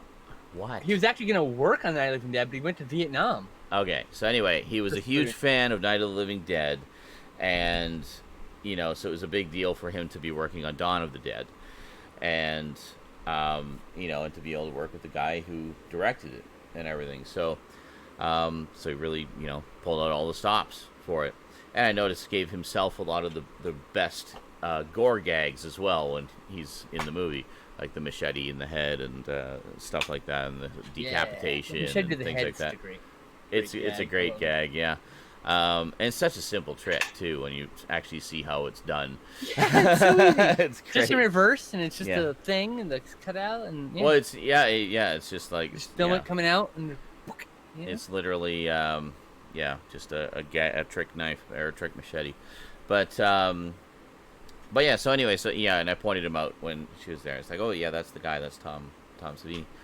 And she loved it, and even with like the gore effects, like there's the scene at the beginning where the cops or the SWAT team's going into the apartment building, and the one guy goes crazy, just starts killing everybody, and they unintentionally let out all the zombies that are trapped in the basement. And or not trapped in the base, trapped in one of the apartments. I think they had a couple of them in there, and they come out and start eating everybody. So there's the scene where the one guy, I guess the husband of the wife, had turned, and he bites a couple of chunks out of her. And as soon as he did that, she was like, "Oh, I see what they did. They had like a plastic thing, and then to make it look like flesh, and then they probably like a tube underneath to squirt the blood out." And I'm like, exactly. So she's like really getting into the whole practical effects thing and figuring out. You're gonna have to show her. She's like, oh, that's cool. Friday the 13th 3 or 4? Which one was that? We've seen the first 4. We actually did watch the first 4, so it's the rest of them we have to watch.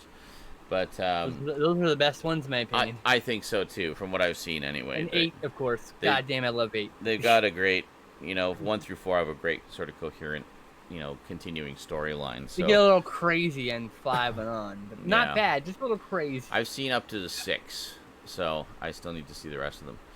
I think they're all good in their own ways, so don't get me wrong. But anyway, needless to say, she really enjoyed Dawn of the Dead, and yeah, so good. It was a pleasure to share that one with her. It does my heart good knowing she's loving these movies. And then finally... That was her age when I started watching some of these things. So, now you get to see some of the methods to my madness here. Now, of course, she's been introduced to Stephen King over a few things. We've seen both versions of It.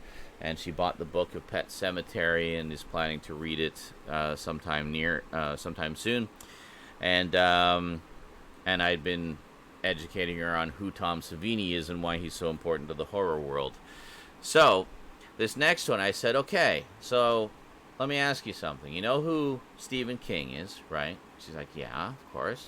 It's like, okay, do you know who George Romero is?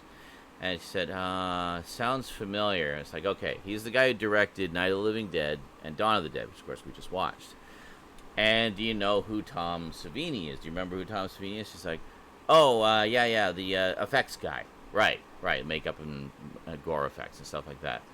So I said, what do you think it would be like if all three of them got together and made a movie? She's like, really? So I'm like, because she really likes Trick or Treat, which we watched last year. So I'm like, okay, if you like that, then you need to see this. Okay. So the original Creep Show. We just watched this today, actually. Well, I guess yesterday now, technically. Good shit. I haven't seen that edition yet. It's good. I was quite happy with it. Creep Show, Justin? Very nice. It's a 4K scan of the original negative, so very nice transfer on this. Supervised by the director of photography. And lots of cool extras on here, including about half an hour's worth of stuff from Tom Savini's home movies. I've got that issue too. Yeah. Yeah, very cool. So anyway, we watched that because she really liked Trick or Treat, which in a lot of ways is an homage both to that and to the classic horror comics, in much the same way Creep Show is an homage to the classic horror comics. And I mean, even Trick or Treat had like a comic book motif going on as well. Yep. Yeah, so I was like, this is so like Creep Show. And I'm okay with this. So anyway, so we watched it, and yeah, she really enjoyed that one too. I need to ask her which one she thought was her favorite story. But the only one, like, she didn't really have any issues scare-wise with them. Yeah, even like the crate. The crate one scared the shit out of me as a kid. Because of the Fluffy, as he was called, the monster. Lovely. That's a poop. That's a monstrous sound there. Great, me. But yeah, no, she didn't have a problem with that. She just thought the effects were cool and whatnot. And there's a couple of good little jumps that she enjoyed. The one that really seemed to get to her was the last story with all the cockroaches. That one gets me too. Because she is saying it's funny because it starts out, and that was the connection. That's Edward G. Robinson, who was in that movie that you got, Stout. So that's how. There you go. I was just to say I just saw one of his later movies. Well, that was the one. But yeah, it was. So it's funny how that started. Was she's like, oh yeah, bugs don't really bother me. And then as they start to get to be more and more bugs, they start coming in more and more, and in larger quantities up the drains and out the vents and everything. She's just like, she's watching it like, well, I thought bugs didn't bother you. It's like, okay, bugs in large amounts like that bother me. But thank you. And then the last part where there's always a limit. Where all the bugs have disappeared. And then you see his body start to ripple and burst, and then all the bugs start coming out of his corpse. Yeah, that part got to her too. But so I was like, good. There's at least a couple moments that made you squirm. But that one makes me squirm. Yeah. But it was great. We had a lot of fun with it, and yeah, so tomorrow the plan is to watch the Evil Dead trilogy. Oh, yeah, good. Yeah. So, oh, good lord, her ass approves. Yeah. I'm not even making that noise up. It's literally the sound my ass makes. Yeah, Like I should mention, cartoon. by the way, if anyone's curious, that edition of Creepshow does not include Just Desserts, which was a 90-minute making-of documentary that was produced for a UK release of It has Creepshow. standalone Blu-ray. And I think it has standalone, possibly. Here. But It has in the States. It has a standalone Blu-ray. are you sure about that? Because my understanding was it's never been released outside of the UK, Pretty sure that. and documentary was specifically released- outside of that edition. What movie are you talking about? It's a documentary called Just Desserts. It's a Here documentary we about go. the making of it. Yep. Look. Oh, there it is. God, Well, I found it don't in know. 2 seconds. I didn't see it You anywhere. don't and fucking trust me. I I don't. found believe this shit. articles that said, no, it's not available anywhere. It's- Will we ever it get was a released by release Synapse stateside? Fans in lamenting all over 2016. the internet. Brother, you So- just gotta trust me. It was released in All right. 2016. All right. Physical well, media is the thing I fucking remember mostly. I don't know. Especially shit that's actually released in my country, since that's the stuff I actually mostly buy. All right. Well, everything that I saw elsewhere said we don't have a release of it here. So great. Those we people did. are ignorant. Defensive, though. That's just Fucking it. Blu-ray over there. You don't need to get defensive. I know. Just be like, I'm fine. oh, cool. You know? Great.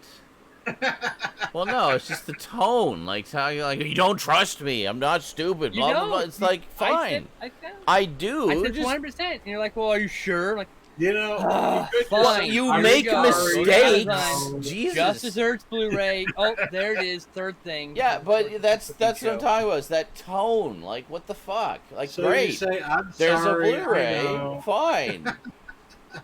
I wasn't Show doubting us you. I was Humility. offended Just- because you didn't trust me when I actually. Oh my Show a God, little you're not humility. perfect. So, You yeah. make mistakes too. So do I. Show some humility, even if it doesn't matter. Just- It's not even humility. My minimal research turned up nothing. Okay, I was wrong. Great. That's why I Right. asked, are you sure? Because I saw no evidence of that in my research. That's Okay. all. You just told me I'm better at Google Foods. Yes, in this one case you were. Congratulations. Anyway, I Oh need to my get back to goodness. my fucking marathon. Are we done? No, let's do more, more and more. No, I'm just Literally falling asleep. All right, and I got 5 more hours only to go, 5 baby. hours left. All right. Yeah, but you're gonna play a game. It's a little more interactive at least. Well, that's Yeah. true. Like physically, you'll be doing things. You should also take a smoke break, I- walk around. You don't need to tell me. I know. I Jumping jacks. You can I make your do neighbors that. angry. Have you watched my streams? You seen how many breaks I take? I make sure I stretch and I know. hydrate and smoke and eat and all that good stuff. Jumping jacks to piss off your neighbors, though. What? I don't think you're doing ever. You need to do jumping jacks so you can piss off your neighbors with all the shaking. Well, I'm on the bottom floor. There's nobody Oh below fuck! me. Fine. Yeah. You can't have any fun with your exercise. There's cement Okay. below me. Yeah, they have toddlers Lame. that run around up there. Yeah. That was my life when I lived in an apartment too. Yeah. I hate it. One day, house in the middle of the country, far, far away from people. I have have no. all my I wanna be groceries back in the delivered. city. God damn. All my They groceries don't deliver out in the delivered. country. You have to go to the store here. No. Fuck. In the It- city, they'll deliver. It depends which supermarket chain it is here. Most of them deliver, some don't. Safeway delivers in everywhere but here, because even though I'm less than 5 minutes from Safeway, because they just our Safeway doesn't do delivery. Oh, actually, What the it's the fuck? same with mine, with Save On. There's Other some, Safeways deliver. there's a Save On somewhere in town that delivers, but not the one that's 5 minutes away from me. Like, literally across the street from me. Yeah, Costco's right next to me, and they deliver. So Hmm. The- I don't the know what delivery problem one- is. The deliver Safeway is over an hour and a half away, so they're not going to deliver to me. Alright. Costco's where I get most But of yeah. my food now. Fucking, I don't want to live directly in the heart of the city, because god damn it. But like, I want to live Yeah. close enough where I can still get my groceries delivery, and I Yeah. can visit, but I don't have to get bothered by most people. You know,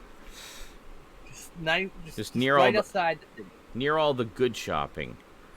Yeah, So, near the comic shops and the near the city, not and the in pawn city, shops. you know.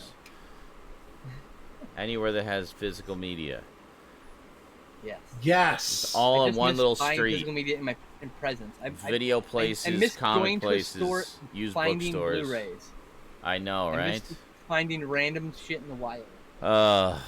I've missed this for years before the pandemic. I just miss it acutely more.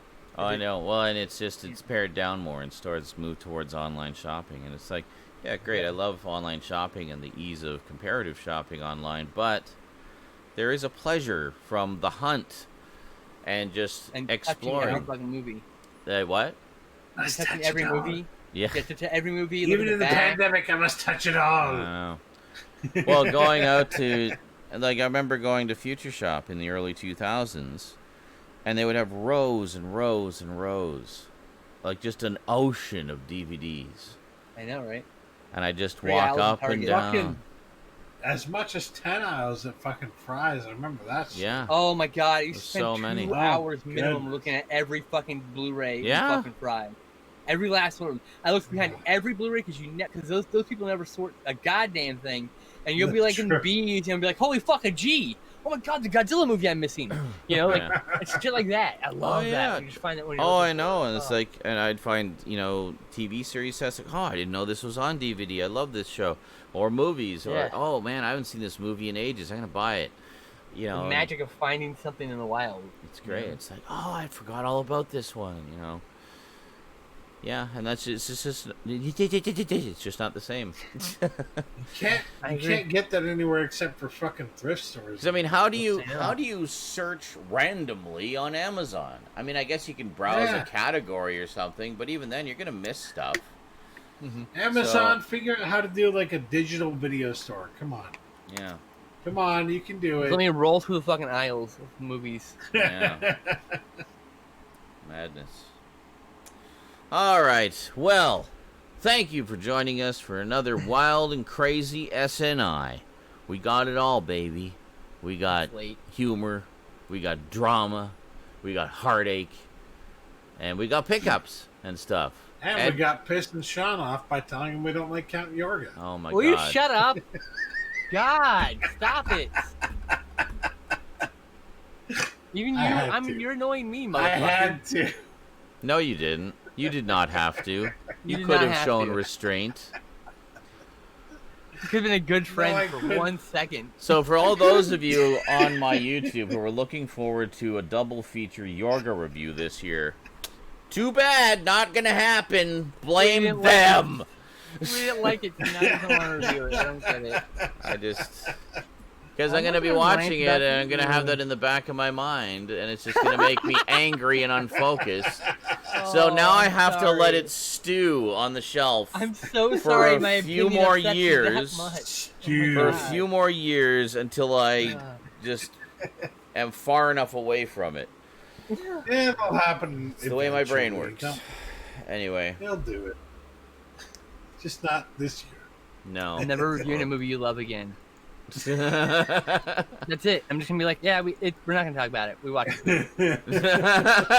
But then I'll know. Oh, why don't we talk about it? No. You talk about it. I'll know. It's like, oh god, they didn't. We're not gonna talk about it. We just didn't like it. You don't know why. You don't know why. Nope. See, Funk Monk likes it. Funk Monk likes it. I know. Hey. Everybody in the world I know who's seen it likes it, or at least to some extent. Why do we have to like it though? Because Letterboxd doesn't like it. Most people gave it 2 stars or less. Fuck whatever. those people. Some of my favorite movies are 2 stars or less. It's That's our true. opinion that matters. I love lots of crap movies. And our opinion movies is... I think are people anyway, why are we still talking about it? I thought we weren't going to talk about it. Because Stoudman. It's Stoudman's fault. He's the one who brought it back up. I even yelled at him for doing it. I just want to point that out. I was on your side at the start of the argument. I was going to let sleeping dog fly. But this motherfucker, this one right here. There you go, explanation. I'll be like 9 commands, by the way. We've like 9 commands to yell blame Stoud. Yeah. I regret absolutely nothing. Justified this evening. Fucking how evil this man is. He can't. He's laughing so hard he can barely breathe. Pure evil. Oh, and Magento, you know. I'm playing more something. I don't know. I got 5 more hours on the marathon, so we're gonna play something. All right, I'll see you guys here on the stream. I'll see you on the other side. Those of you on YouTube, hope you enjoyed this week's show. We will see you next time. And don't forget, if you want to check out the pre-shows, they're all in the Saturday Night InSaNiTy playlist, both on YouTube and on Twitch. They're unlisted, but you can find them on the playlist. They're there. Actually, on Twitch, everything is listed. There's no way to unlist them here. But on YouTube, yeah. Anyway, it's just so I don't barrage you with Saturday Night InSaNiTy videos. I'd rather barrage you with Fortnite videos incessantly. That's much better. Anyway. Yeah. See you next time, everybody. Thanks for joining us. And sayonara. Stay strafe. Stay strafe. We don't need to blame Skinslip. Stay strafe. We're good. Stoud can take the brunt of all of it. He's ginger. Yes. All of the guilt for Stoud. Right. Shower me with your guilt. Oh, it's, yeah, yes.